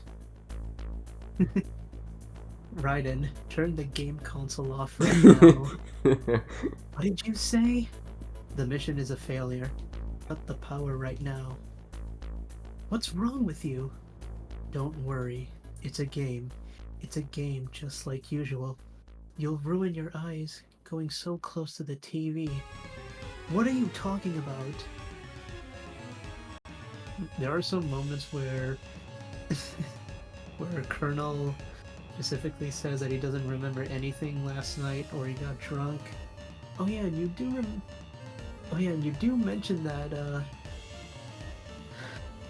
AI Colonel references something about Metal Gear Solid Babel, Ghost Babel. Yeah, it does. Where he's like, enter the fortress, Gallowade. I can't believe that Kojima acknowledges Ghost Babel. Yeah, he finally did. Which, in case, I actually didn't even complete. I just gave up. Yeah, you didn't get to see Joe Swanson being the true mastermind. Hey, Peter, I'm a true mastermind. Hey, Peter, I'm behind it all. Peter. Hey, Peter. But, after all of that insanity, you get to fight Metal Gear Ray. The most annoying part of Metal Gear Ray, that there are many versions of the Metal Gear. And there are 3 of them. And then after that, I think you get to fight against Solidus, I think? Yeah, one of the coolest fights. It is, actually.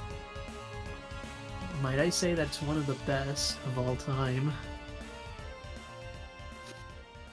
And then after that, Snake discusses of what is real or not.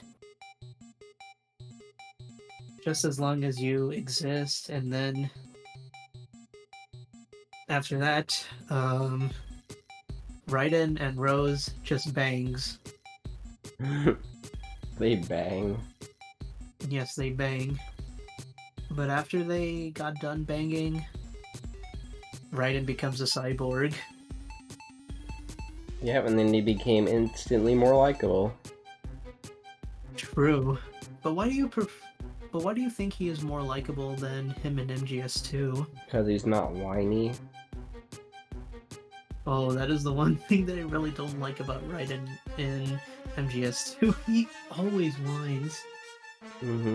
Like, he is just so freaking nerdy as hell. Yep. But in MGS4, he becomes a badass. And then Rising Revengeance. Making the mother of all omelets here, Jack. Can't fret every egg. Oops, hit my Those mic. memes will get me into MGS4.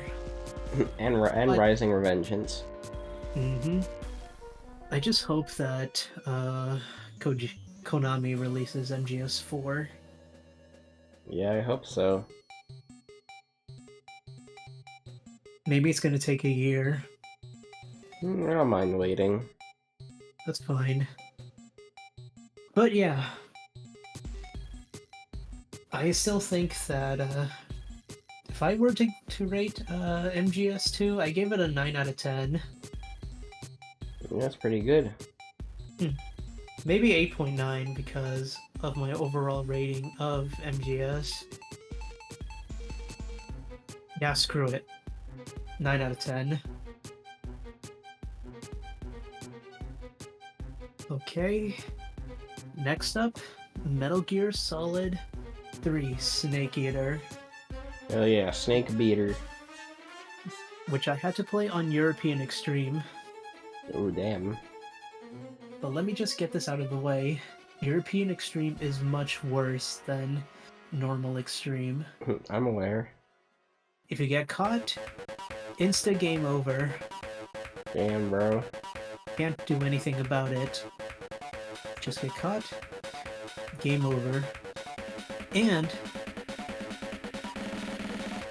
I think that MGS3 has the best boss fights ever made.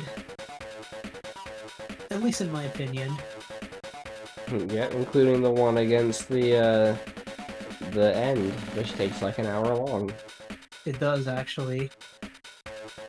The pain, the fear, the end, the fury, the sorrow, including Colonel Vogan and the very first Metal Gear, Shagohod, I think? And the boss, which in my opinion I think is the best boss fight ever made. Yeah, I mean, she's called the boss. Exactly. First off, I would like to say this is that I used the cheat code to turn off the timing results because I really wanted to listen to the entire story all over again. I don't even need to explain how the story goes in MGS3 as people played through MGS3. I mean, you've seen the story of MGS3, right? Well, yeah, I played MGS3 once. Yeah. There's no explanation as to why I admire the game. Besides the fact that, yeah. And I also used a guide of how to finish most of the boss fights easily. Except for the boss, because she is literally tough. Yeah, I struggled against her. It requires a certain amount of button combinations. Damn, it's like you're playing a fighting game. I know, except that it's only one button. I think it's the circle button, I think. Mm-hmm. And you have to perform CQC. CQC. Except it...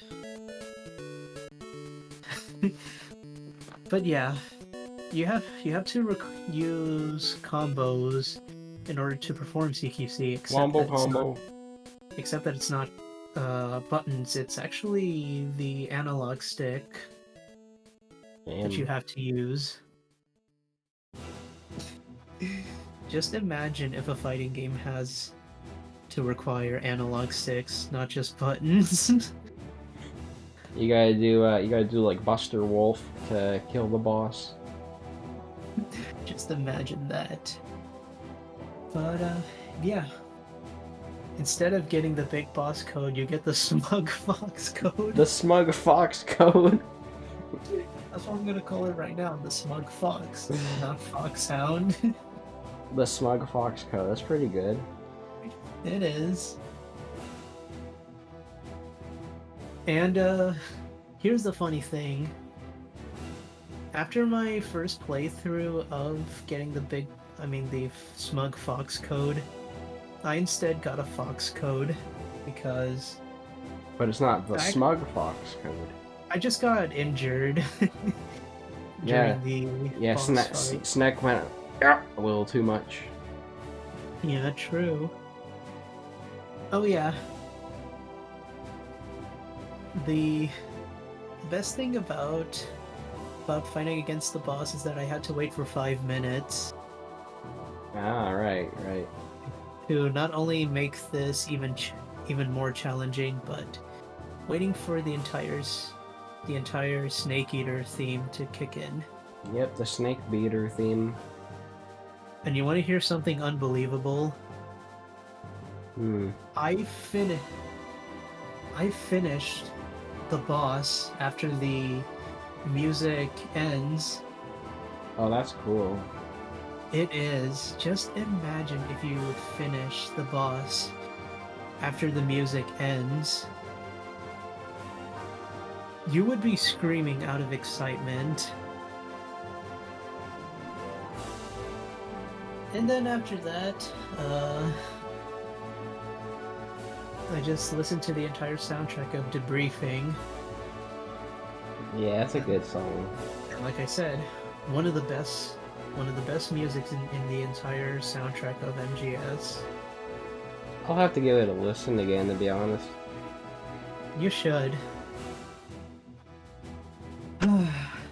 And that's why MGS3 is one of my top 10 favorite games of all time. Well, maybe if I play it again, I'll change my mind on it. It even exceeds Brawl. Like, no joke. Brawl is literally lower right now. Let me see the placement of where Super Smash Bros. Brawl is. Oh, it's actually in 10th place. Damn, that's crazy. It is.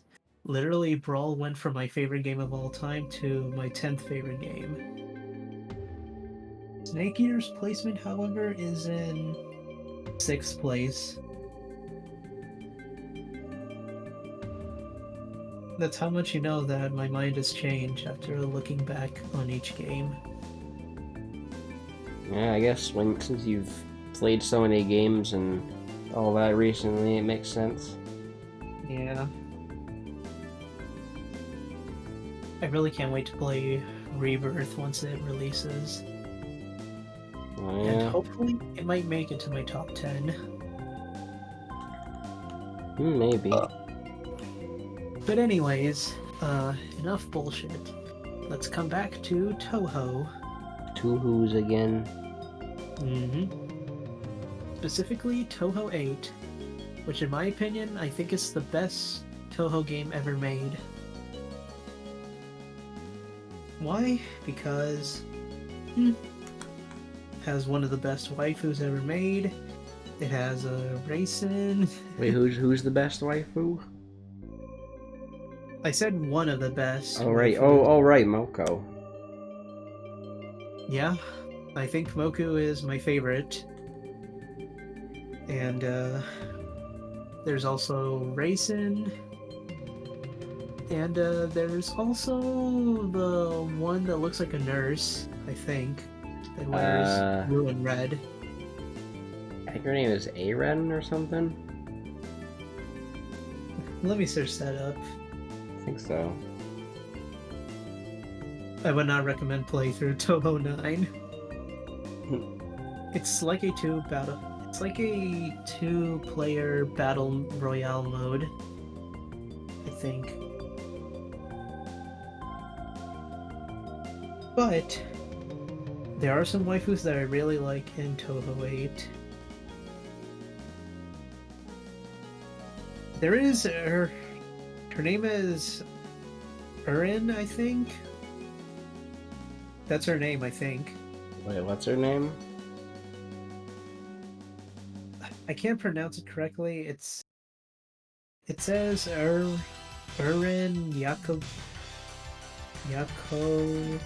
Koro, I think. Let me see. It's EIRIN. Yeah, Aren Yakokoro. Yeah, I know her. I might even like her this much. Yeah, she's also like a mom. Really? Why? Cause she owns Racing, I'm pretty sure. He also owns Tei Iniba. Tei Inaba? Yeah, Tei Iniba. I don't remember if she owns Tei. I know she owns Racing. That sounds like Iniba sounds like a name for Persona 3. It isn't. It's the city. It's the main city from Persona 4. Oh. Yeah, Inaba is the town that you move to. This is why Persona 4 is forgettable. That's why I never talked about it that much. Yeah, now you have Racing Inaba, which is more memorable anyway. I really like Racing this much. Yeah, I like Bunnies anyway. She's a Bundi. She wears a suit and tie. Yeah, she's professional. Yes, she's somewhat professional. There are many other forgettable Touhou characters that you might not know, such as Wriggle Nightbug. I know Wriggle Nightbug. What Mostly, about Misty? I know Misty Lorelei. There's that joke in the community that Yuko ate Misty or whatever. What? Yeah. What about Keen? I don't know her. She is the stage 3 mid-boss / boss fight in stage 3. Yeah, I don't know her, but I know Wriggle. I know Mistia, only because of the Yuko thing. I only know Wriggle because of that one video of like Rumia and Wriggle talking to each other. A good video, by the way. That's where the Sonanoka comes from.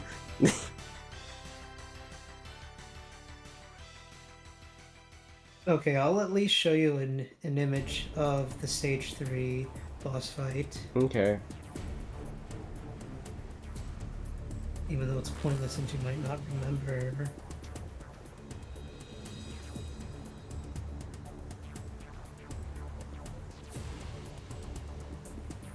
Oh yeah, I've not seen her at all. Yeah, this is basically the Stage 3 mid-boss slash boss fight. Her name is Keen, I think. Kaine, I think. Yeah, Kaine. Wait, how do you know the name? That's what the file name said. Well, whatever. Yeah, And here's a picture of her for reference. you know Kaguya, right? Yeah, I know Kaguya. I've seen art of her plenty. I noticed that the final stage characters are usually the more popular ones. Yeah. Well, maybe EOSD is an exception because like Cerno is super popular. I mean, how do you somewhat remember Wara? Fujiwara no Moko or whatever. Yeah. I've seen lots of Moko art, and her Fumo is like all over the Fumo subreddit, so that's probably why. Much easier to call her Moko. Yeah, Moko.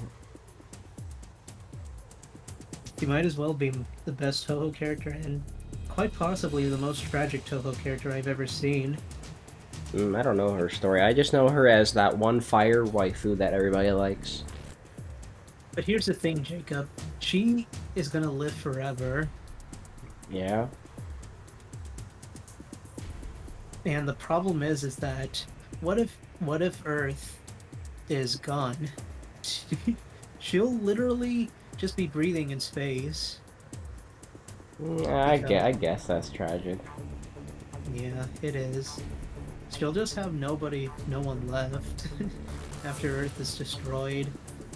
Oh yeah, and here's the funny thing. I actually found a comic of what would happen if everybody on Earth is gone and it's just Oko, and Kaguya left. And there's also Sakuya involved as well because Wait, why is Sakuya there? Yeah, in the flashback, both Remilia and Pacholi dies. No, not Pacholi and Remilia. The reason why Pacholi dies is she can't breathe in space, so she went flying away and can't and has a lack of oxygen, and Remilia just got stabbed. Damn, poor Remilia. She got stabbed that looks like a wooden stake. Poor Remilia. I haven't gotten that far of the comic, and this is just a what if scenario of what's going to happen soon. But yeah. And since we're off topic of Toho 8, I'll explain why I admire Toho 8 so much. One, there's a gimmick of Toho 8. You can literally play both characters at the same time. For example, you play as Reimu and Yukari. Reimu and Yukari Superstar Saga. Called as the Illusionary Barrier Team. Next up, Marissa teaming up with Alice, called as the Aria of Forbidden Magic Team. Number 3. Why did he say number 2? Number 3, Sakuya and Remilia. Obviously. also known as the Visionary Scarlet Devil Team. Hell yeah. Yomu team up with Yuyuko. Of course. Yuyuko. Netherworld Dwellers team. And that's literally the four main teams. Holy shit, you know what I just realized? What? Touhou 8 is like Sonic Heroes. How? Because you have 4 teams that you can play as. Yeah, but the exception is that it's only 2 people. Eh, good enough. But yeah, that's one of the reasons why I love Touhou 8. You can literally do tag teams. We're gonna tag team this motherfucker. Oh yeah, and once you finish the entire game as all of the characters, in any difficulty, mind you, you can play each character separately. So basically, you can play as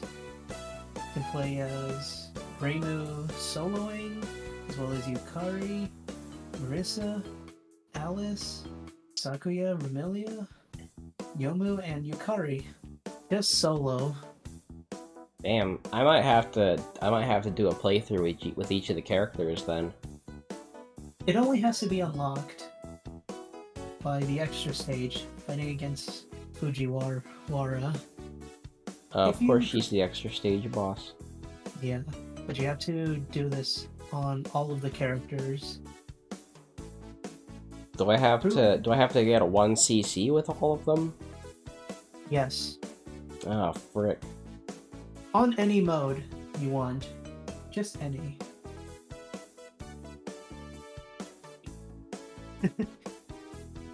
Does that make it sound better? I mean, I'll give it a try. Just wait. Okay. Now, since Touhou is out of the way, let's go back to Metal Gear Solid. Metal Gear. Specifically, Portable Ops, which I think might as well be my second favorite game of all time. I mean, not all time, my second favorite Metal Gear game ever made. Damn, somehow. Yeah. I don't think you've heard of the story of MGS2. I mean, MGS Portable Ops, right? No, that's like one of the few Metal Gears I haven't played. So I'm not going to spoil it for you. Is that the one where there's a villain called, like, Hot Gene? Cold Men? Or is that Peace Walker? You're talking about Peace Walker. The main villain in the game is basically called Gene. Gene? Like Gene Takovic from Better Call Saul? No, not really. Damn. The name at least has a meaning to it, at least. Yeah, because, like, genes and stuff. Yeah, basically genetics. But, like I said, the gameplay is a lot different from every single MGS game that you play through. You can play as enemy soldiers if you recruit them. Oh, that's cool.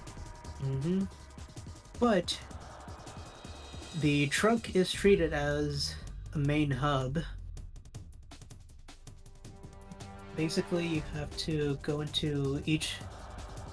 to specific locations in order to progress through the story. And here's the best part. The stealth camo is actually limited. It actually has limitations. Once the gauge of the stealth camouflage goes down, you can't use it anymore. Damn. Yeah, it basically has a gimmick, which is actually something that I like. Like, if you use the stealth camo excessively, it just wears off. Yeah, I guess that's some good balancing. Another thing is that you have to find specific items in order to progress through the game from different locations. But you've seen the cutscenes of MGS Portable Ops, right? I've seen a few. I know it's got that weird, like, manga style or whatever, or comic style. I don't know, whatever you want to call it. Kind of visual novel style. Yeah, I'm not really. I've never really been a big fan of it, though, to be honest. I kind of like it though, since it's different. Maybe I'll like it once I actually play the game, though. I'll still recommend you this game once we finish MGS 3 Snake Eater and 2. Mm-hmm. We are close, however, and what else should I say about MGS's gameplay that hasn't been already explained? Oh yeah, and your arsenal is very limited because you need to carry. You have to carry like 4 items to enter the specific location that you have to go through. Well, it sounds like there's some strategizing then. Yeah, this game is all about strategize, which, again, is something that I like. Yeah, you make it sound cool. It is, but however, there are some flaws. Like, in order to recruit the enemy soldier, you have to drag him all the way to the truck. The truck. Yes, the truck. And you have to make sure that you can't get caught. If you get caught, then pretty much game over. Wow. Mm-hmm. Yeah, there are some bad sides to the game. Oh yeah, and the controls are actually weird. Considering that it's PlayStation Portable. Yeah. Basically, you have to use the D-pad as to move around and the circle pad as a camera. That's weird. But you can configure it since it's PPSSP. Yeah, that's good. I wonder what's the last thing that you already know of, since it's the PSP has limitations. You're aware. You should also be aware that there's not going to be much voice acting. Oh, right, and you said there was a mod for, like, AI voices? Well, text-to-speech. Yeah, that's what I meant. There might be a mod for text-to-speech, but I'm not sure how to get it. Oh. Yeah. That'd be a funny way to play it. I've seen it in a... I've seen this in the live stream of a famous MGS YouTuber. Mm-hmm. You might know who he is, right? Yeah, I think I used to watch him. I think his name is George. Yeah, I watched him. I got kind of bored of his content though, so I stopped watching. Yeah, me too. I also got bored of his content as well, since all he does is live stream, which is fine, I guess. You also live stream as well. Mm-hmm. But since that MGS is finally over, I guess I can move on to another franchise that I've played recently before, on November. Since I got that game on September at least. Oh, we're at November already? Yep, I already finished. Like I said, MGS is already finished, and I'm gonna go to another series that is well known in Smash. And that's called Xenoblade. Oh yeah, Dominic's favorite game. I played Xenoblade 3. Yeah, the one with Noah. Yep, Noah and the best character ever made. Mio. Xenoblade history, Mio. I also forgot to tell you that she actually has long hair. Oh wow. I actually have an image of her with long hair. Damn. And give me a sec. This will take a while.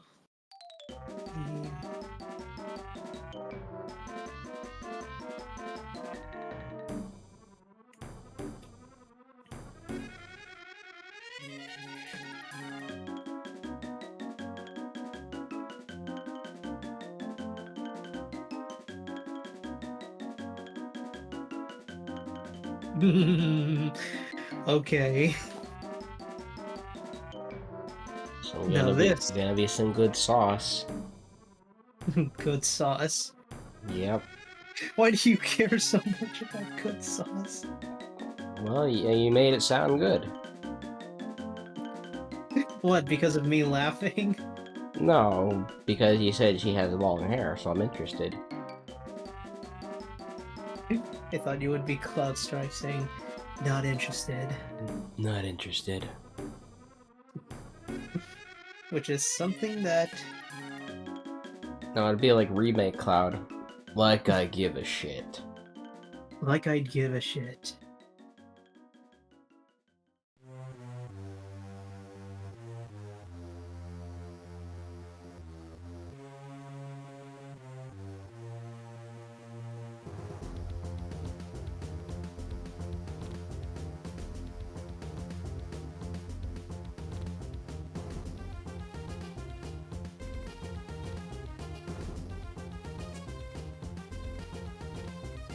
I mean, I don't mind Mio. I've seen some art of her occasionally. Okay, this is her with long hair. Alright, let me save that. So, what do you think? Don't go to downloads. Let's have a look. Oh my awooga. Damn. I knew you would be excited to see her. Yeah, that is some fine ass art right there. I might even just keep that. Yeah, I'm gonna keep that. In fact, I might even send that to Dominic, or you can. Actually, wait, you don't have him added. Never mind. What do you mean? You don't have him added on your main account. No, not really, which is fine. Yeah, I'll send him. I'll send him that. No, no, no. No. Wait, send what? I was gonna send him the Mio art. Okay, that's fine. Yeah, I'll send him that later if I remember. I thought you were about to say something, but honestly, I don't think Dominic cares about me anymore like he used to. Eh, you guys just don't try to talk to each other. That's the thing. Yeah. Or actually, maybe it's the other way around since maybe it was my intention that I don't want to talk to him anymore. I mean, yeah, it's up to you if you want to talk to him, but you guys literally have something in common right there. You guys can talk about Xenoblade. Hmm, probably.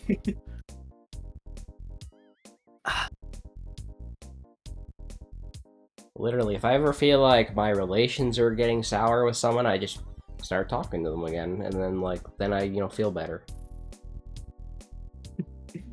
Okay, here is a small backstory of Xenoblade 3. I was actually somebody actually recommended me to get Xenoblade Chronicles 3, even though I actually finished Xenoblade Chronicles 2 entirely. Mm-hmm. And then I was kind of I was a bit worried whether or not I should get Xenoblade Chronicles 3 because I don't even have a car. I don't even have a credit card. I don't even have a debit card. And I'm afraid of my parents. Sounds reasonable enough. Hmm. So I had to go to extreme measures. I told them that I want to go to Walmart because I whine.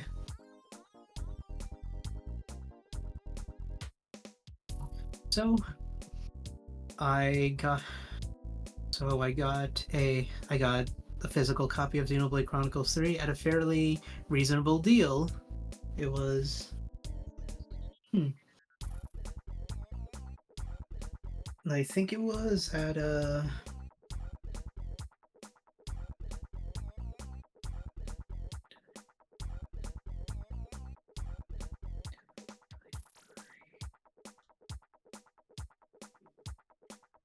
hmm.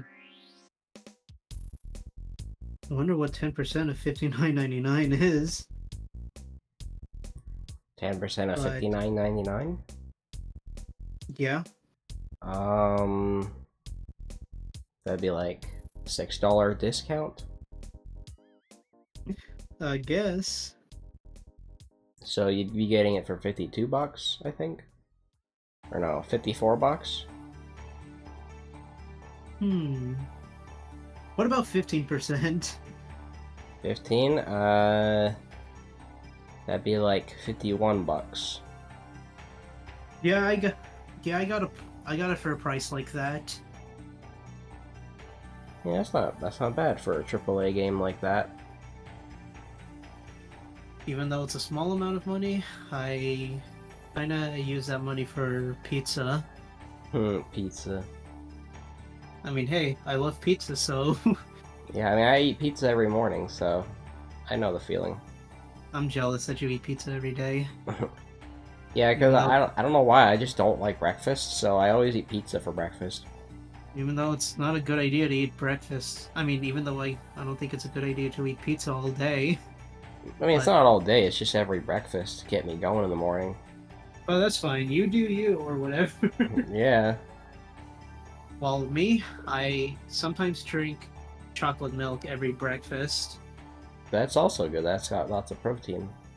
I mean, hey, chocolate milk is good for you. Sometimes. Yeah, sometimes. Maybe if you get the less chat, maybe if you get the like the no sugar version or whatever. Maybe. I'll think about it. But anyways, since we're off topic, and probably gazing on Mio, which, by the way, I'm starting to believe that she is way better than Pyra and Mithra. Yeah, I got no problems with that. And I am hoping that she gets in Smash Bros. 6, maybe. Or I can get the Mio mod for Ultimate. That's fine. Even if there is a Smash Bros. 6, the candidate would most likely be Noah. Noah's already in Smash, though. Yeah, but with a different moveset at least. That'd be cool. He might be either that, or he might be an Echo Fighter of Shulk. I guess that could work, even though he doesn't have the Minato. Yeah, true. I mean, he doesn't even have the Minato, but his sword is a bit different since it's literally a sword inside a sword. Unlike Rex, who had a boob lady as a sword. He literally has a Booba Lady sword. Yeah, it's kind of like how he had the Booba Ghost. Yomu? Yuko, the boob ghost. Close enough. The Booba Ghost lady. Close enough since Yuyuko's adopted by Yuyuko. Wait, Yuyuko is adopted by Yuyuko? Wait, what? No, my mistake. I meant to say Yomu. Yeah, Yomu is adopted by Yuyuko. I gotta rephrase my words next time. Every time I started thinking. I mean, yeah. you know I like fucking with your words. You always screw with me. Yeah, it's funny. Every time I say something. But then again, you always say something funny back, so it makes up for it. I guess so. Even though I literally said buzzword as as you said, freaking Buzz Lightyear was involved. Yeah, I said the better booze word. Well, I literally said it's another way of saying lies. Lies, and then I said like he's a liar. I don't want that. which is a Jeffy reference. I know that. Yeah. That's why Jeffy will never be funny. Old Jeffy is funny. New Jeffy, maybe not as much. Let me tell you this, Jacob. Jeffy, even on his early days, he was pretty bad. Because let me tell you why he was a terrible character, even in his early days. 1, Jeffy's bad word. 2, locked out. Locked out. I love that episode. I honestly hate it because Jeffy was being spoiled, and That's why it's funny, though. even GameCube dude hates that video. Yeah, well, I don't care what GameCube dude thinks. I saw. I think locked out is funny because like Mario's just trying to get back in the house, but he keeps failing. Honestly, I withstand his point. I mean, yeah, I get it. I just think it's funny though. I also hated that video as well. I gotta rewatch it because I think it's funny. I only rewatch it because it's horrible. What about Jeffy's bad word? Do you think it's funny? It was. It's not as funny now because it was funny because of the shock value of Jeffy swearing, but now Jeffy swears like on a regular basis, so it's not surprising anymore. The only reason that only happens in Jeffy's homework, because the only reason why it's funny is because it was unexpected. Oh, I said, yeah, I meant Jeffy's homework. That's what I meant. I don't know why I said. I thought when you said Jeffy's bad word, I thought we were talking about Jeffy's homework, but no. No, I was talking about the actual video itself, because Mario literally at the end of the video, Mario literally gets arrested. Oh. Yeah. I think locked out is funnier than Jeffy's bad Jeffy word. gets rewarded for his poor behavior, and he literally went to Los Angeles because of that. Wow. Yeah. Because he made up lies, and honestly, I think Jeffy literally represents people who makes up stories and just make them seem believable. He literally He literally represents Twitter people, or people who are involved in propaganda. Okay, I'm not a Twitter person, so never mind. Scratch that. I know you're not a Twitter person. I just said that. I'm just saying Twitter as in a nutshell of what Twitter is like. Yeah. So, enough of the bullshit, and let's talk about Mio. I mean, Xenoblade 3. I don't mind talking about Mio. You literally go in one point where Mio somewhat becomes thick AF. I mean, did you see that down blouse? Yes, but she actually wears a different outfit in somewhere in the end game of Xenoblade 3. She literally wears some kind of skin-tight suit. No complaints there. As a different kind of Mio. But you know what? That's fine. Even though she wears some kind of armor, there are some specific points of what I want to point out. She has gorgeous hair. But anyways, getting back on topic for the last time, the gameplay of Xenoblade 3 is a lot different because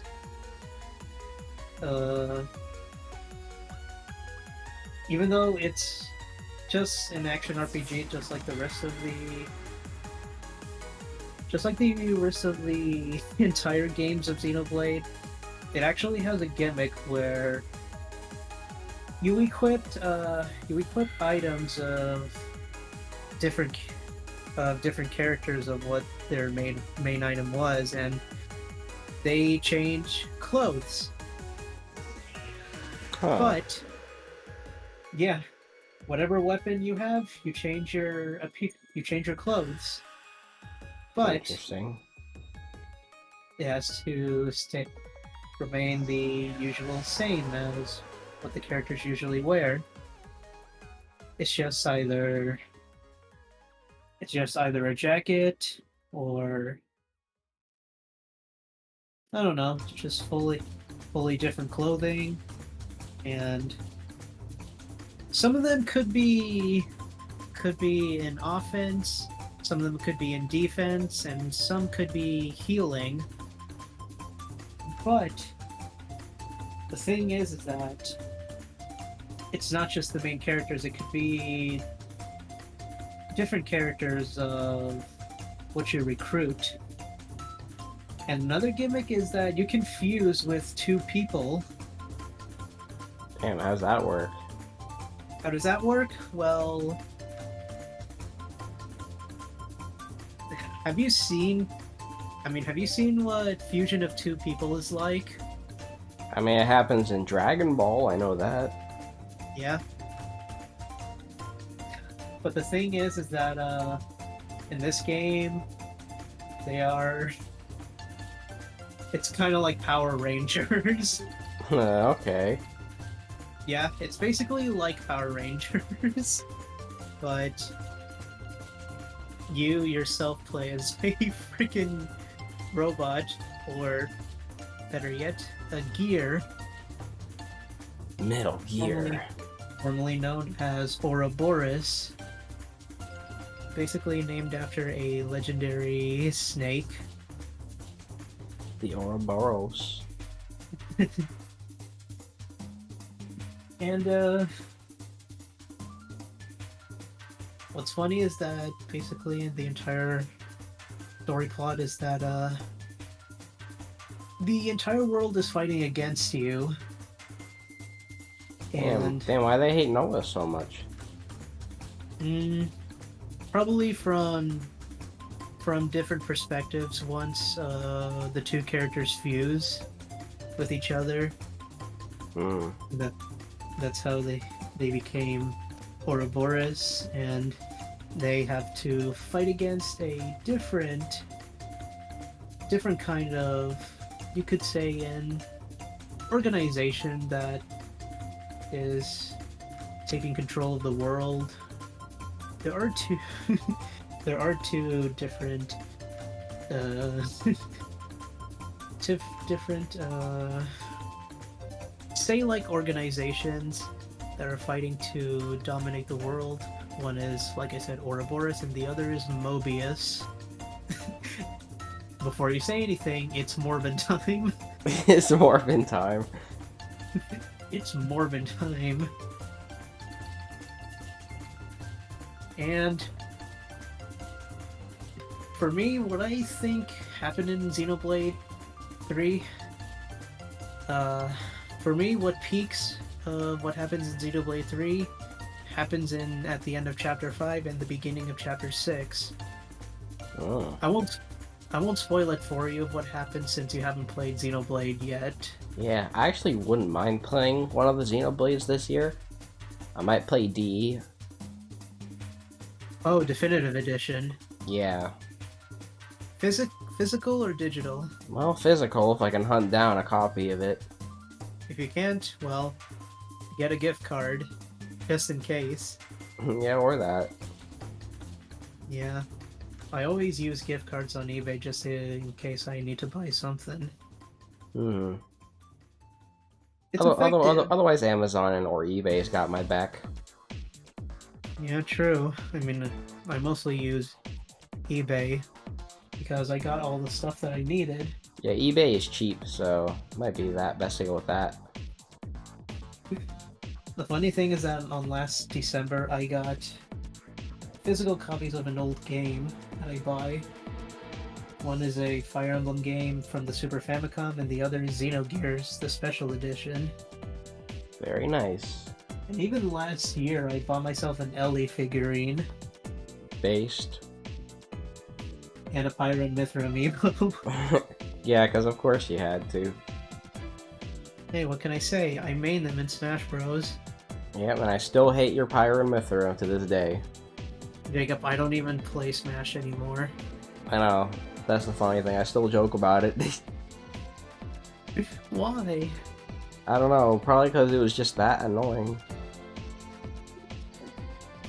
Okay, well, Jacob, let me tell you something. I might not be good at Smash anymore because I am all wobbly and spongy. You're rusty, is what you're trying to say. Well, that's another way of saying that. I am very rusty, crusty crab. I mean, I kind of suck balls at it. I play it like once every few weeks, And Dominic plays it like every day, so of course he kicks my ass. The funny thing is that I am actually a better Mario than you are. Sometimes, yeah. I literally beat you every single time you use Mario. Well, we can run it back in trash eventually. Even I play as Mario. And my Mario is better than yours, like I said. Well, debatably, yes. Most of the time I do beat you with Mario. Like I said, we'll have to run it back. We will. And I somehow doubt that I will play trash with you guys. I mean, knowing you, you probably just won't want to, and you'll probably just not show. Yeah, I won't even show up. I even deleted my Nintendo account. Oh, well, that's too bad. But I am having enough. But I already made one last 2 months. Yeah. Yeah, and it had to be my new account, my new alt. Oh, right. You made a new account. Yeah, I made a new Nintendo account. Like, didn't you get rid of like Angry Luigi or something? Not yet, but I am planning to. However, Ah. I have to make a new account that is similar to Angry Luigi, and I'm actually about to get every single likes and playlist that I used to own. Didn't I say you should call it like Angrier Luigi? I'm gonna title myself the real Angry Luigi. The real Angry Luigi. Yes, that's what I'm gonna call myself. That's a good name, actually. It is. But yeah, Xenoblade. I might go back to Definitive Edition. Did you ever play that? No, not yet. I own Xenoblade 2 and 3 physically. Well, I bought Xenoblade 2 on my birthday. Oh, nice. Yeah, I should get a physical of D. All I have left is Xenoblade 1 to get. And X, but we don't talk about that. I'm actually thinking about getting Nier Automata. Oh yeah, you don't have that yet? No, not yet. I used to, but not anymore. Maybe I should give it to you as a gift. I'm not too sure I'll actually play it though, so probably don't. And if I really get interested in trying it out, then like maybe I'll just get it for myself. I always give gifts to anybody that I like. Yeah, but I don't want a gift if like I won't play it. I gave you Sonic. You gave me the Sonic games, which I will definitely check out. Yeah, true. I mean, we ended up playing SA 1 and 2. True. We can play Sonic Generations, maybe. Hopefully, and so. And, I really hope Nintendo re-releases Xenoblade X, but knowing them, that might not happen. Yeah, and I'm not gonna believe the leaks, because the leaks are stupid. I'm still angry at the people who want Nintendo Switch 2 right now. Well, and how do you know it's even gonna be called Nintendo Switch 2? Exactly. There just might be a console that's gonna be a home console. Just a home console. Yeah, and hopefully it'll have good control sticks. You know what would be better? If it has the same amount of storage as a PS5. I don't count on Nintendo to make a decent console. You wanna know how much the prototype of the PS1 cost? Lots. That was originally made by Nintendo? A lot. $200,000. Really? That's it? Doesn't really seem like that much. You have to be a millionaire if you want to get that console. I was expecting it to cost like $2 million. No, it's $200,000, I think. But that's still that much money. Regardless. Okay, anyways. We're only down to the last few games of 2023. Yeah, because you said we were on like November. Yeah. On December. The gift that James, or as you may call him, uh, Aunt Kaz. I'll probably Yep. just call him James. Yeah, it's better. Since he gave me Gmod as a gift. Literally, he actually gave me Gary's mod as a Oh, gift. fucking Gmod. Hey, it's a really great game. It's a really great sandbox game. Well, yeah, I don't doubt that. Every time me and James play Gmod, we literally do some stupid shenanigans. And the stupidest shenanigans that I did in Gmod is getting a nuke. Tactical nuke. Yes, a literal nuke that destroys everything. And every time I launch the nuke, it kills all of us. Wow. And I used other model, and I use other models since. I use the freaking SpongeBob model. I use Hank Hill. And who else have I used? At some point, he has a Pyra skin alt, but Damn, that's crazy. he just removed it because he doesn't like Booba. You don't like Booba. Yes, he don't like Booba. And who else have I used in Gmod? At some point, I used a...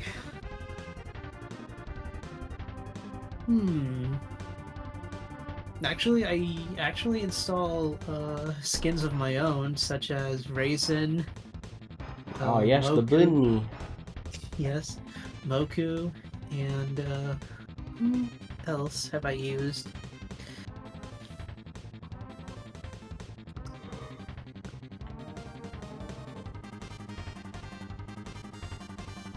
I actually forgot who else I used. Well, at least you got Racing and Moko. Yeah, true. I mean, there might be some others that I might remember, such as... You could add Yuko. I could. Or add Cerno Fumo.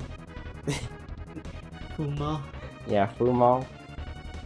Fucking Fumo. Hey, I know what game we should play next week. And what might that be? We should play Fumo Racing. But I don't have Fumo Racing. You don't need Fumo Racing. We play on my PC.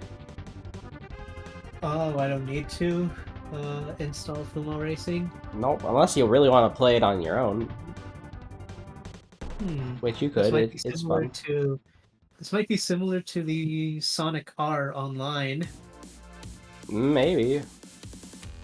You heard of that game before, right? No. But maybe it's fun, I don't know. I wonder what it's originally called. I know about Sonic Roll Blast 2. What? What's that? You never heard of Sonic Roll Blast 2? No. It's like this sandbox, like 3D Sonic game using sprites that fans made. And it has a pretty massive fan base, actually. You can put, like, mods on it and shit. It's pretty cool. Maybe I should check it out, to be honest. Maybe you should. Maybe I should watch what you at least do. Yeah, if I play it and you end up liking what you see, maybe you can get it. Yeah, maybe. I could. But... okay, I'll at least see what you can do in that game.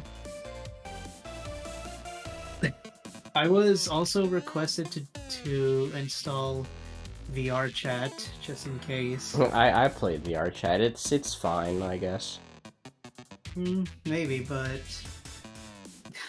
even James really want me to play VR chat just for fun. It's okay, but like, you could really just you know, hang out in a VC and it'll accomplish mostly the same thing. And how does that work? Like, honestly, all I really did in VR chat was I just went to worlds and I talked with people. Like, that's all I did. So... Oh yeah, I remember the title. It's called Sonic R Battle. Huh. It sounds nice. It uses the Sonic Adventure 2 gameplay. Interesting. Yeah, and it also has different Sonic stages ranging from Sonic R to the more recent Sonic games, I think. Damn. Oh, trust me, it's actually a real thing to do. But I don't know if you might be interested in it, but it might be funny. Potentially. There's also Persona 3 music, and for some reason there is Persona 3 music. For some reason. As they play the...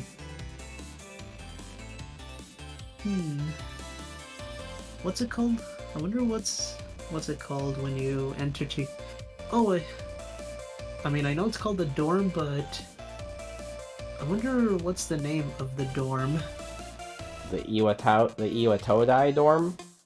Yes, they play that theme as a waiting... They literally use it as a waiting theme. That's funny. Kind of fitting as well. Well, kind of. So, Jacob, when are you ever gonna get Gary's mod? If there's high enough demand for it, I don't know, but I did get Lethal Company though, because Zach wanted me to play that. Maybe I'll help you get it, just in case. I mean, if you're feeling generous enough, feel free to. Yeah, but it's fine. But all I can say is that Gmod is worth getting, and even though I haven't even played it that much, I usually play it with friends. Yeah, it's good with friends. It is. So yeah. Now, this is the last game that I've played through recently, and you might know why. You want to tell me why? Why? Because it's December. It's my birthday. Yeah. And you know exactly what I got on my birthday. You got a PS5, and you got Final Fantasy VII Remake. The intermissions. Yeah. And let me just say this once again. I admire Persona. I mean... You admire Persona. Well, I mean, I do, but I'm burned out on Persona. Just like I'm burnt out on Smash and Mario Kart. Yeah. But let me say this once again. I admire Final Fantasy VII Remake. I think, in my opinion, is the best PS4 game ever made. And also the best PS5 game, technically. And you also realize that Final Fantasy VII Remake is on Steam, which I doubt that you will ever get. Yeah, which I doubt you will ever get. Probably not. I'll just be on the benefit of the doubt, just to say, oh wait, that is the quote that I should have said before. But yeah, anyways, as I was saying, Final Fantasy VII Remake is the best, and I've listened to so many music on Remake, because because I think, in my opinion, I think the remake music in Final Fantasy VII Remake is better than the original. Yeah, I've heard that's like not a unpopular opinion. That's like a pretty average opinion. It is. So it's like a 50-50 chance that some people like the original or the remake. Yeah. But yeah, like I said, I mean, like you are aware, the first part of the remake takes place mostly on Midgar. Which is pretty mid, if you ask me. Oh yeah, why? Because Midgar. I get it. But even if that were the case, it would have been a short game if it focused on Midgar. Yeah, only Midgar. But they did manage to make it like 20 hours or 30 hours long. It would even take 50 hours if you want to do the quests. Yeah, that's not bad. Mm-hmm. And are you also aware that Final Fantasy VII Remake has also become an action RPG instead of a real-time RPG? I mean, that seems to be what a lot of games do these days, which I guess I'll have to get used to that. I'm already used to that. Cause I mean, I played Super Paper Mario. That counts as an action RPG, technically. Well, a little bit, but I'll just say this is that the story was a lot. The story of Final Fantasy VII Remake Part 1 is expanded because there's more lore to it than what the original Final Fantasy VII doesn't even have. And it makes you want to smash Tifa and Aerith that much more. Why? I don't know, man. Have you seen their remake designs? Yes, I have. I don't know why I'm asking that. Of course you have. Other than the fact that the freaking what happened in 2021. What, the Tifa call? Yes, what happened in Italy. Yeah, Tifa in Italy. Can't never forget that. I never forget about that. It was even written in Wikipedia. I think I made a joke about that in Superstar Saga Hard Mode, which I doubt you're gonna join for that, but there's a lot of like really stupid jokes in there that I wrote. I've probably seen it. Oh yeah, you saw the original, but I made a revised version that I'm gonna make Zach play. I'll probably watch it soon enough. Yeah, you can watch it with us, or you can watch it on YouTube later. I added new dialogue, and I edited a little bit of the script, so yeah, it's gonna be funny. Tifa for president in Italy. Yeah, I think there's a Tifa Italy joke in there somewhere in the game. I just don't remember where. I'll see it later on. Yeah. But yeah. But I'll tell you where the game ends at least. It will end It'll only end after the frickin' motorcycle chase. Makes sense. That's where Midgar ends anyway. Yeah, true. And you even get to fight one extra boss fight character. Yeah, you wanna know who it is? It's fucking Celery. Fucking Celery. Yeah. This might be the trend of the 3 Final Fantasy VII Remake games. Especially Part 3, since it makes more sense. Yeah, you just fight Celery at the end of them. Yeah, true. You might have a similar design to Kulex from Paper Mario. I mean, not Paper Mario, technically. Well, I mean, technically, Paper Mario is Mario RPG 2. Yep. So, yeah, they might even give a similar design, like what Nintendo and Square Enix gave to Kulex. Yeah, I can't wait to fight him. And I also can't wait to fight Safer Sephiroth. Oh yeah, who I have in Smash Bros. You want to hear something awesome? What? I really hope... I'm not sure if Rebirth will include the Omni Slash. Why wouldn't it have the Omni Slash? You kind of get it early on winning in some kind of arcade game in I'm not sure what that place is called, but I know it's a theme park attraction. The Golden Saucer. Yeah, the Golden Saucer, which also has Cat Smith. You mean Catchy? Yeah. And where you get to do the Chocobo race? He also appeared as a cameo in Final Fantasy VII Remake. Oh, bet. Yeah, there might be a few cameos in Final Fantasy VII Remake Part 1. I mean, they gave Yuffie her own episode, which I'm happy about. Yeah, they did. They got... Oh, you know what that means? Alright, theory time. For FF7 Rebirth Intergrade, it's gonna be about Vincent. Why? Because Vincent is the other optional character for FF7, and I think he could use a bit more screen time, because you don't really get to see him that much in FF7. Jacob, here's the thing. What? In Final Fantasy VII, they gave that ability to give some of the less important characters more screen time. Well, yeah, Yuffie gets that too, but just because you have those events doesn't mean I don't think Vincent shouldn't have his own like episode to himself. I think that'd be great. Possible. I mean, there's gonna be 2 discs for Final Fantasy VII Rebirth. One for the update, and the other for the real game.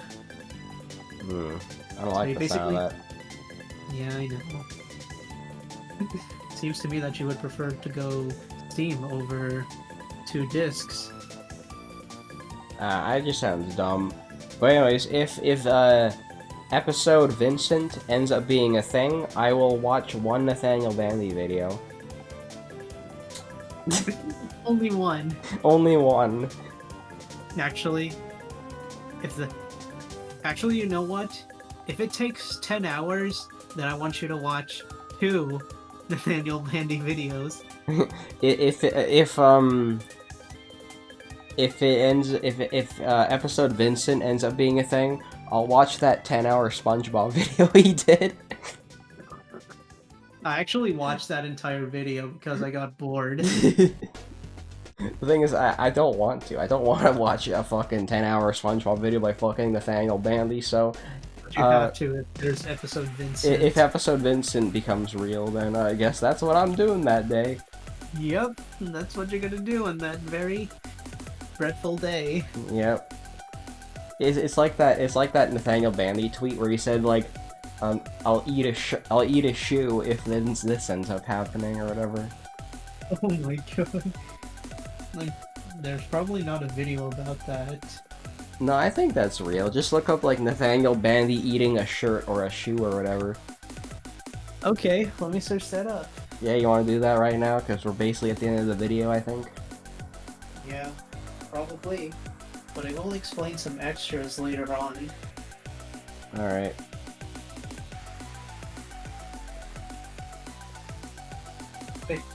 Oh yeah, and by the way, how long is the recording? Almost 3 hours. What? Mm-hmm.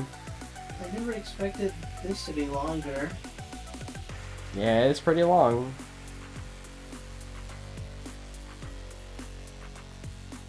Let's wrap it up before midnight.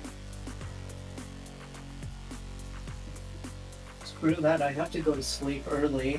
Oh, well, wrap it up right now then. I constantly sleep at 5 a.m. I'm constantly sleeping at 2 a.m. So we both have problems. Unfortunately, we do. And now I'm watching a video of Nathaniel Bandy eating his...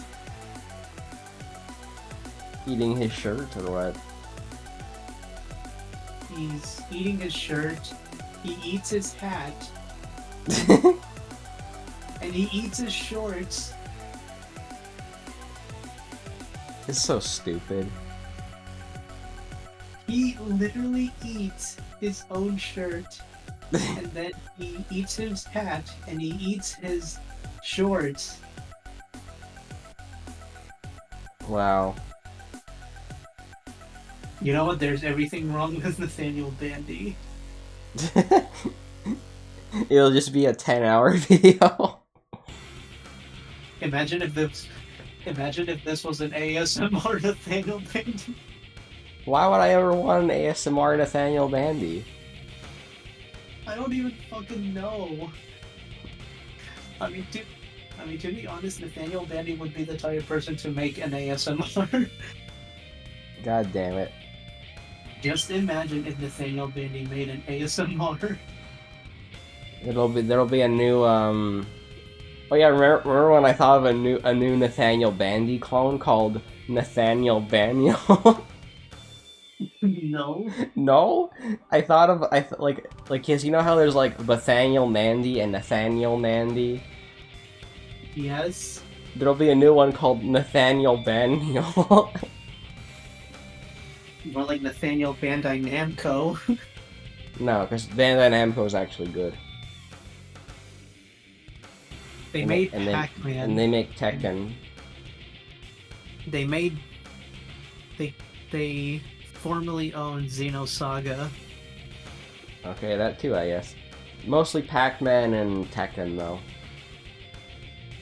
Yeah, I guess. But what else did Bandai Namco made?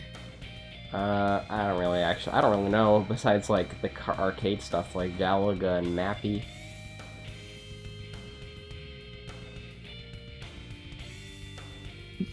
They've also made... They were also part of making Elden Ring. Damn. Yeah, I know, right? It's crazy.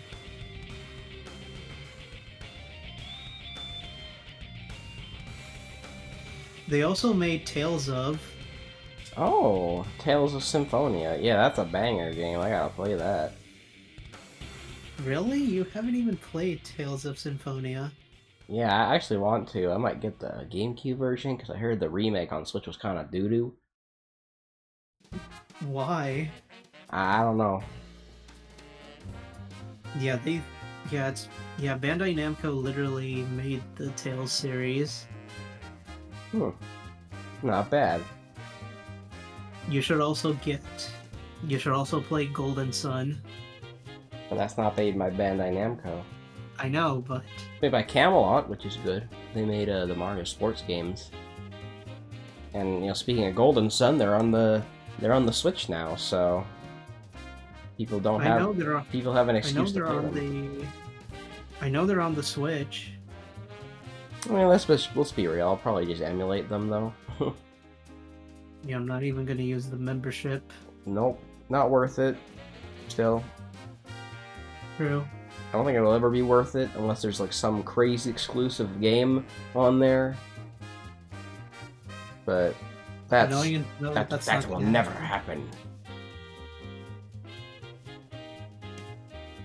I still have to upgrade my Nintendo Switch.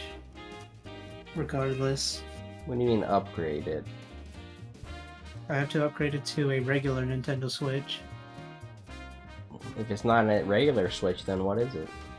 It's a Lite. Oh, fuck. Because at the time there was no Nintendo Switch regular or OLED. Oh, yeah, that would make sense. Why you gotta upgrade? Hey, now you have an excuse to try and hunt down a V1. What do you mean a V1? A V1 Switch. You know, the ones that are hackable. Okay, maybe I should do that. Like, don't get an OLED, just get a V1 Switch, because then you can hack it and put some cool shit on it. And hey, if you ever, like, if you don't want to play, like, I don't know, let's say that you get a hacked Switch and you don't want to play online on it. Because I don't know if you'll actually want to play online with a hacked Switch, or just a Switch in general. I don't know, do you? Maybe I should tell you this. My parents might even suspect a thing that I bought a Switch, because you know how big the Switch, the packaging of the Switch is. Yeah. So, another problem is that I don't even have a car. I can't walk for 3 hours because I had a sunburn. And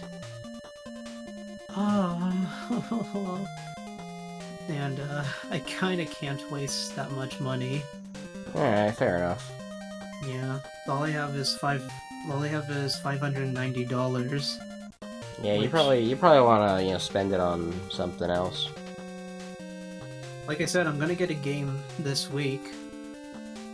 Yeah, I might also. Well, actually, I think the only game I'm gonna get next month would be P3 Reload. I'm just gonna get another code. Oh yeah, you wanted to play that. Yeah, because it's a mixture between a visual novel, and a puzzle solving game. Sounds nice. It is. I like the mixture between the two because I never played well, actually have played a visual novel game before. It's just Doki Doki. Doki Doki. But there are other visual novel games that I'm willing to play through. Like Ace Attorney. Maybe. Danganronpa. I guess. I mean, those are the ones I've been playing. there is one visual novel game that I've always wanted to play. Now keep in mind it's a game that it's a visual novel that you never even heard of or know of. Yeah, probably not. Yeah. But I will tell you it regardless. It's called Clannad. It's basically a visual novel game that involves life and stuff. Life and stuff. Yeah, life and stuff. And in that game your choices actually matter. It's one of those games where your choices actually matter of which ending or route you get. Okay, yeah, sounds good. It is. But what I'm gonna aim for is the true ending. The only reason why I heard of that game or visual novel is mostly the music. Interesting. Guess that's one of those rare gems, probably.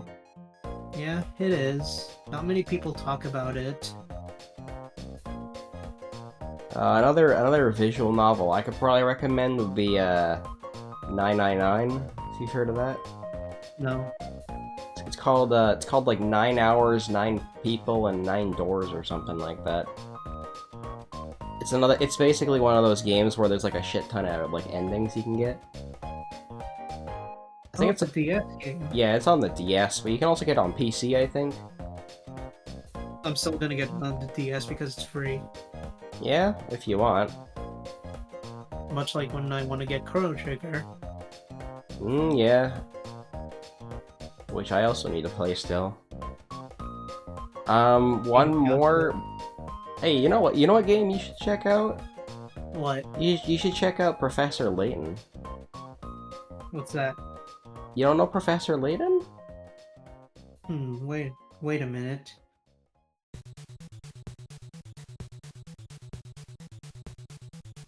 Oh yeah, I've heard of this game.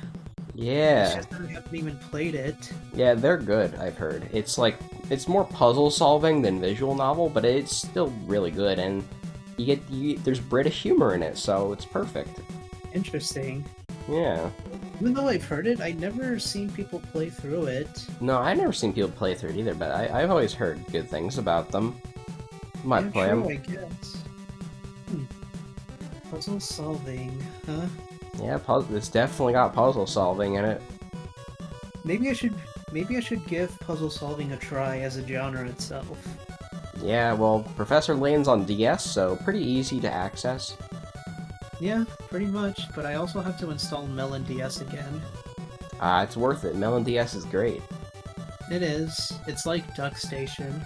Yeah, pretty much. I wonder if the people who made Duck Station probably made Melon DS. I don't know. I wouldn't know, but Melon DS is great. It's the only way I was able to actually play a DSi game, which, that's something. I still gotta complete Mario and Luigi's Bowser's Bowser's incest story. Actually, Bowser's incest story. Bowser's incest story. Bowser's Charlie story. Bowser's Charlie story. Wait, oh my god, you totally need to be there though for the first episode of Superstar Saga, because I made a Bauer joke in it. Maybe I'll think about it. And Bauer also talked about Charlie, so... He always talks about Charlie. Yeah. Okay, that sounds interesting. Yeah, and also you get to see Zack suck at the game, so it'll be entertaining that way too. I guess. one last thing that I might cover for FF7 Remake is that, like I said, I have played Intermissions as the first game of the year. Because why not? And hey, Yuffie is there, so yeah, and you know how much I love Yuffie. Yeah, because she is a ninja girl. Yeah, ninja girl. It's something that nobody has seen often, it's said. Well, I mean, you have seen Shrek. What does Shrek have to do with anything? I made fun of Sheik's name. Oh, Sheik. I forgot about that. It literally rhymes with Shrek. Well, Shrek. I mean, the wording literally rhymes with Shrek. Yeah, even though I don't really care for Sheik. Yeah, In terms of ninjas that I do like, Ryu from Ninja Gaiden. Yeah, I guess. Because there's also a ninja that's similar to Ryu. Yeah. Have you ever heard of the Sega game called Shinobi? I have. I was actually gonna say that. I was like, Shinobi? You just read my mind, somewhat. I like ninja games, so I might play that. I might know the name. I might know the name of the main character of Shinobi. Hmm.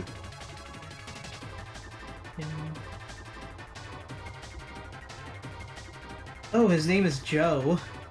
Joe? I'm not lying, that's his real name. Actually, yeah, Joe is a name that's kind of popular in Japan, I guess. How? Like, are we talking like Joe as in just like J-O? I guess that makes sense. And no, I'm not talking about jacking off. That's a different kind of J-O. Oh my god. Well, at least you are not gonna mention any dirty jokes. No, got them out of the way already. If you want more ninja games, there's The Messenger. That's an indie game. I'll think about it. And then obviously there's the Ninja Turtle games made by Konami. Oh yeah, I heard they are tough. And good. Just like Battletoads. Well, you're probably thinking about the NES Ninja Turtles game. Similarly. But I'm thinking more like the beat 'em ups. The beat 'em ups are fucking great. I need to get like 4 other dudes to play that with, cause yeah. Remember that we played Hard Corps? Yeah, and Contra Hardcore. I think that is the best Contra game ever made. Really? Yeah, because you know how fast-paced it is? I think the music is awesome. I might have to listen to it again. Yeah, you really have to listen to it. It is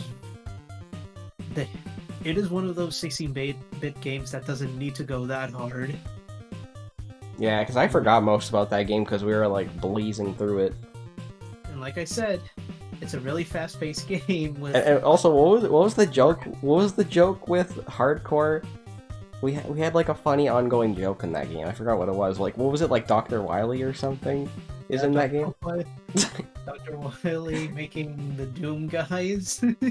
Oh yeah, I think so. And he also made Weird Al. Oh yeah, Weird Al. He made Dr. Wily made Weird Al and the Doom guys. And for some reason, he kills all the Doom guys. He kills all the Doom guys.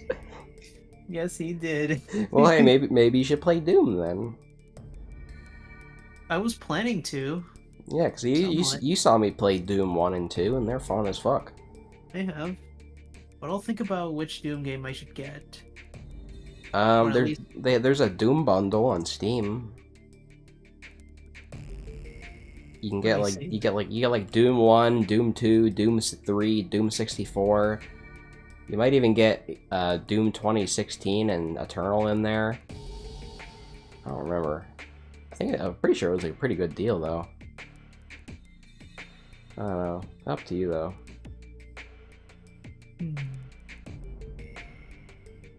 Okay, $20. That's not bad. Wait, for like that many Doom games? Damn. No, for 1, 2, 3, and 64. That's still a good deal. You're getting 4 Doom games for $20. Now the entire deal, however, the entire deal of getting all the Doom games, Doom 1, Doom 2, Doom 64, Doom 3, Doom... It's literally just called Doom. I think it's a remake, I think? It's Doom 2016. It's a reboot. Close enough. And there's also Doom Eternal, the Deluxe Edition. Yeah, and how much is all of that? $103.44. Well, if you think about it, you're getting like 2 modern games plus 4 classics for $100. I think the classics are more than worth it than the 2 reboots. Well, think about it, because the 2 reboots will probably be like $60 separately. So that would be like 120, and then you're also getting the 4 classics, which would be like 20 bucks on their own. So you're saving like 40 bucks. That's what it sounds like. Here's something funny. What? James actually owned these games. That makes sense. He literally owns almost all of these games. I think. I'm not sure, but I'll check. Well, hey, how about you, maybe ask him if you can play on his computer then. I don't think he has Parsec. Well, then ask him to get it. Maybe I will. Well, actually, he doesn't even have Doom Eternal Deluxe. Oh. He has all the classics, and that's what matters. Anyways, if you get Doom, you can have Doom guy go like all the time. Yeah, that's true. Yeah, I would just laugh all the time. I don't even know how the main theme of Doom goes. Yeah, that's basically what I remember, and that's also a cover of a Metallica song. Oh yeah, Doom does that a lot. They just like sample like metal bands like Alice in Chains and stuff. Maybe Iron Maiden. Yeah, definitely Iron Maiden. And most of all, Metallica. Yep, they do that a lot. Yeah, true. That's why most of these musics are a banger. Yeah, that's why I still listen to Doom music. Alright, well, is there anything else you want to say before we end this video? Well, even though I have finished, speaking of every single game that I have played up for 2023, there might have been some games that I might be missing out on. I don't know. But, however, there are games that we have played together, as I cannot explain what we've played through on co-op, but... Yeah, I mean, I already went over that, but you can comment on them if you want. Yeah. I can't remember what games that we've played through, but I do remember that we played Donkey Kong Country, we played, we did race a few Metal Gear games. Yeah, we did Metal Gear 2, Metal Gear 1, we did the 2 Kid Icarus games, we did Metal Gear Ghost Babel. Yeah, true. And I did play a little bit of Bowser's Inside Story. I actually have no idea why I stopped. No, you just lost interest. You got busy with Toho, I think. Yeah, I got busy with Toho. And then you played what else did you play? I don't think we played any Sonic games in 2023. Maybe I'll check. I don't think so. I would have remembered if we did. But we're gonna do Sonic Advance 2 and 3 this year, definitely. Oh yeah, because you've already played through frickin' Sonic Advance 1. Yep. Oh yeah, we also did Twin Snakes this year. That is the one game that I regret playing through. Twin Snakes. There is no enclosure music in that game. Yeah, you're right. And there are no moments where the best have yet to come instrumental is kicked in.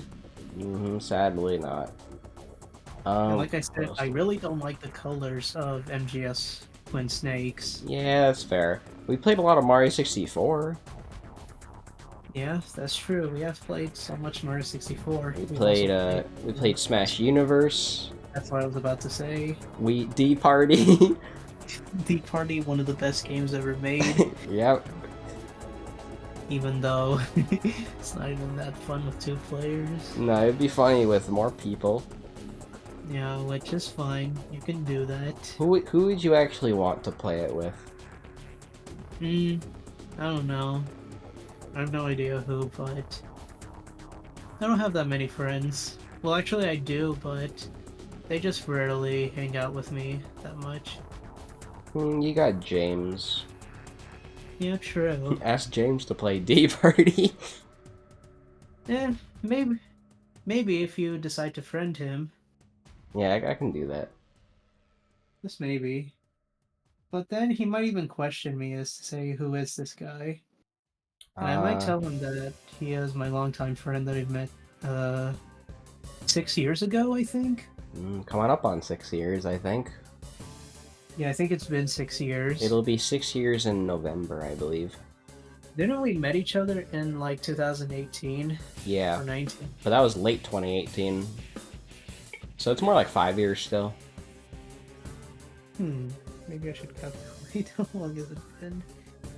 Well, yeah, I met you in November, and we became friends in like December or January. Probably January. Yeah, so this is the 5th year. Actually, it's been 6 years. Either way, a long time. Since we've met, but 5 years? Definitely. Yeah. We did become friends in 2019. Yeah, that sounds about right. Oh yeah, we played New Super Mario Bros. Wii. We did that. We played New Super Mario Bros. Wii in honor of Giannis. Yep. Good series there. Played a little bit of newer Super Mario Bros. Wii. Yeah, newer. I'll invite you to that again if you want me to. It's fine.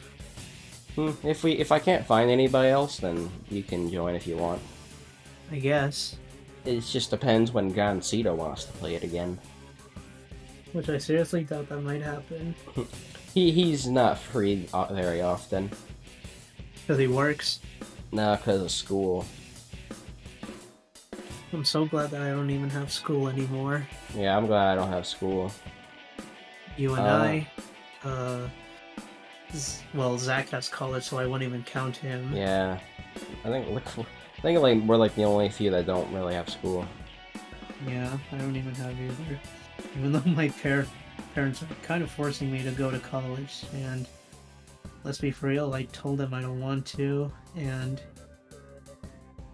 honestly, I think college is kind of a scam. Yeah, it is. Like, you don't even learn anything useful. Nope. You know, it just makes me wish that education was, they make it fun and interesting. Which, honestly, I would be the type of person that would show it would be fun and interesting. All classes would be fun if we had Jackie Chu as the teacher. But the thing is that Jackie Chu would just give us a ton of homework. But at least it would be funny. It would be, I guess. Yeah, as for that, I think that's all the games we played, though. I can't really remember any other ones. Well, we played Mega Man. Did we? Oh yeah, X4. We did that on Christmas. That counts. We played through X1 and X4. Oh, we played X1, X2... Well, not really X2. And kind of X3. Yeah, which I somehow managed to get through. And I really do like the golden armor. Yeah, the golden armor is sick. So yeah, we played the X, quadrilogy. That counts for something. Don't know if you'd wanna race the other X games, because I've done them already. Maybe X5 would be interesting. X5 is weird. I'd have to give you the improvement patch for it that makes the game playable. Yeah, I'm so tired of the text. Even I don't blame the angry video game nerd for hating X5. Yeah, X5 is great when you get rid of Alia talking all the time. I mean, Alia is good as a waifu, but I don't want her interrupting my gameplay all the time. What do you mean, good as a waifu? I mean, she's a busty blonde robot waifu. What's not to love about that? I haven't even seen her that much. Well, go look at her at Mega Man X8 design. You'll start thinking about it. I mean, that's another reason why Mega Man X8 is great, because it has, You should you more should than... also send me an image of her Oh yeah, sure, I'll do that. Right now or later? right now Alright, before we go to bed. alright. Bye bye, Mio. But bye-bye, Mio. Alia's coming over instead. I swear I have some art. Man, I've been laying down for so fucking long that I just feel dizzy now when I sit up. Jacob, I'm already dizzy. Oh, My yeah. eyes are beginning to hurt a bit. Yeah, that too. I actually surprisingly don't have that much Alia art, but sure. Alright, well, in case y'all are wondering about the Alia art, here. Oh my god! Yeah, that's Alia. You weren't even kidding. I am not kidding. And that's not even an exaggeration. Like that, she actually looks like that. I mean, No way. at least in the legs department. The boobs are maybe a little smaller in X8, but she's got boobs. Honestly, she looks a lot better in X8 than X5. Well, yeah, in X5 she's got like weird like cone boobs, but in X8 she's got like actual boobs. And also, I really don't like the hairstyle she has in X5. Yeah, X8 is like when they actually really they went crazy on her design in X8. Even in X Drive, I think, or I forgot what that mobile gacha game is. Oh, X Dive? Yeah, X Dive. I said X Drive. X Drive. That should be called it because it's literally taking away your money. Haha. But she, yeah, I have no words to say that she looks hot. Yeah, if you want another robot. But I still prefer Iris, anyways. Well, if you want another robot waifu, there's also Nana from Mega Man X Command Mission, which I have right here. Okay, interesting. Interesting. Yeah, she's like your navigator for that game. And her hairstyle kind of looks similar to Amy Rose's hair. Yeah. But, not bad. Not better than Isla. Iris. Or Alia. Alia, Yeah. and both Iris. Yeah. I mean, But it's kind of funny how crazy Mega Man X went with the robot waifus like late into its life. I think it started in X4. That's where the trend started to happen. Yeah, in X4, that's when you start getting all the robot waifus. You get Iris, and then you get Alien X5, and then in X8 you get Layer. You'd be surprised that I really like freaking Iris so much. Oh, I mean, Iris is great. You know, I think I think even the designer commented that he likes her boobs. What? What do you mean her breasts? I'm pretty sure the guy who made Iris, like he drew Iris, he says like, "Oh, I like her boobs" or something. Okay, Don't quote me on that. Okay, let me just see what Iris originally looks like. Just in case. Yeah, literally her original design, that was not designed like that. She didn't even have that much breasts in X4, even in the cutscenes, really. Yeah. But it was X Dive that made an example just in case. Yeah, X Dive went crazy. They really did. Even though I hate the game, they really know how to hire talented artists. Well, that's with every gacha game though. They always hire talented artists to make you interested in the characters. That's what they usually do, and I already understood that trend. But instead, I just look at art of the characters on Pixiv, and then I don't actually play the game because I'm goated like that. It's fine. I really don't mind that at all. Alright, well, that's Jose's 2023 games It was 3.5 hours long, but you know what? It's still not as long as my list, so that's what matters, I guess. It was worth it nonetheless. Yeah, because my list was like fucking 5 hours or whatever. And the only one of the reasons why it's a bit long is because I just like to share some information. Yeah, we like to digress and take breaks and stuff. Yeah, true. And even then, I'm still tired nonetheless. Yeah, well, that's a good note to end on then. So, thanks everybody for watching. Make sure to like and subscribe to us on YouTube and Twitch.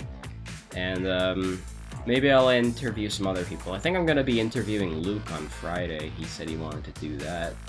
So, that'll be fun. I'm gonna see if I can interview other people. Oh yeah, and by the way, if you have nothing to do, then we could do a co-op on Fumo Race.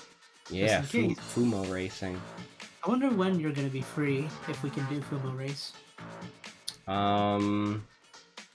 Well, it depends. Are you free in the mornings or no? I don't know if you are. Okay. Jacob, let me tell you something. What? I haven't told you this before, but when I sleep very late, I wake up at either 12, 1, or 2 p.m. in the afternoon. Okay, so yeah, probably not a good idea to play in the mornings then. This is why I am actually trying to wake up in the morning. I tried so hard to get so far. Yeah, but in the end, it's killing me. Oh, well, that's not the lyric I wanted to hear. Damn. Look, I intentionally didn't want to finish the lyrics. Well, okay, if you do end up sleeping earlier than like 5 a.m., then you probably could wake up a little earlier. Maybe I'll at least notify you, just in case. Well, so far I know I'm free. Actually, I don't know. I was gonna say I'll be free on Thursday morning, but I kind of want to go shopping on Thursday, so What about Friday? Friday I'm interviewing Luke in the morning, so Saturday? Saturday is a maybe.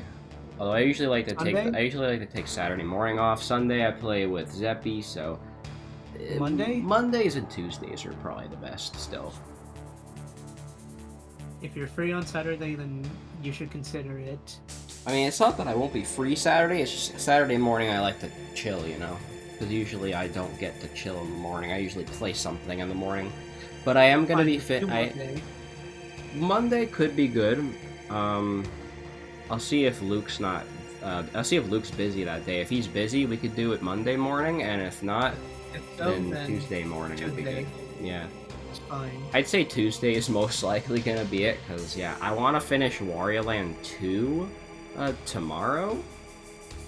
Tomorrow morning. I hope that you finish Mario Land 2. Hey guys, Mario here. Mario here. And then Thursday I'm gonna go shopping probably in the morning because I don't have a lot of make your own Wario YTPs. My own Wario YouTube hoops, yeah. Which I hope that will happen. That'd be great. I don't know where the fuck I'd upload it though. By making your own new alt account? A new alt. I have like 5 alts, so I don't know. Let me see how many alts I have so far. Probably lots. So am I currently alt? I only have 1, 2. Currently I have 6. God damn, bro. I don't know why you need that. And I might delete one of them. Yeah, Angry Luigi. Yep, and I might make a new one. Yep. Alright, well, I'm tired anyway, so you have a good night, man, and I'll see you, maybe later in the week if you want to watch some funny Bauer dialogue. Zach ends up doing that, so yeah. Alright. Adios, bro. Yeah, I'll see you, man. Went to go jack off.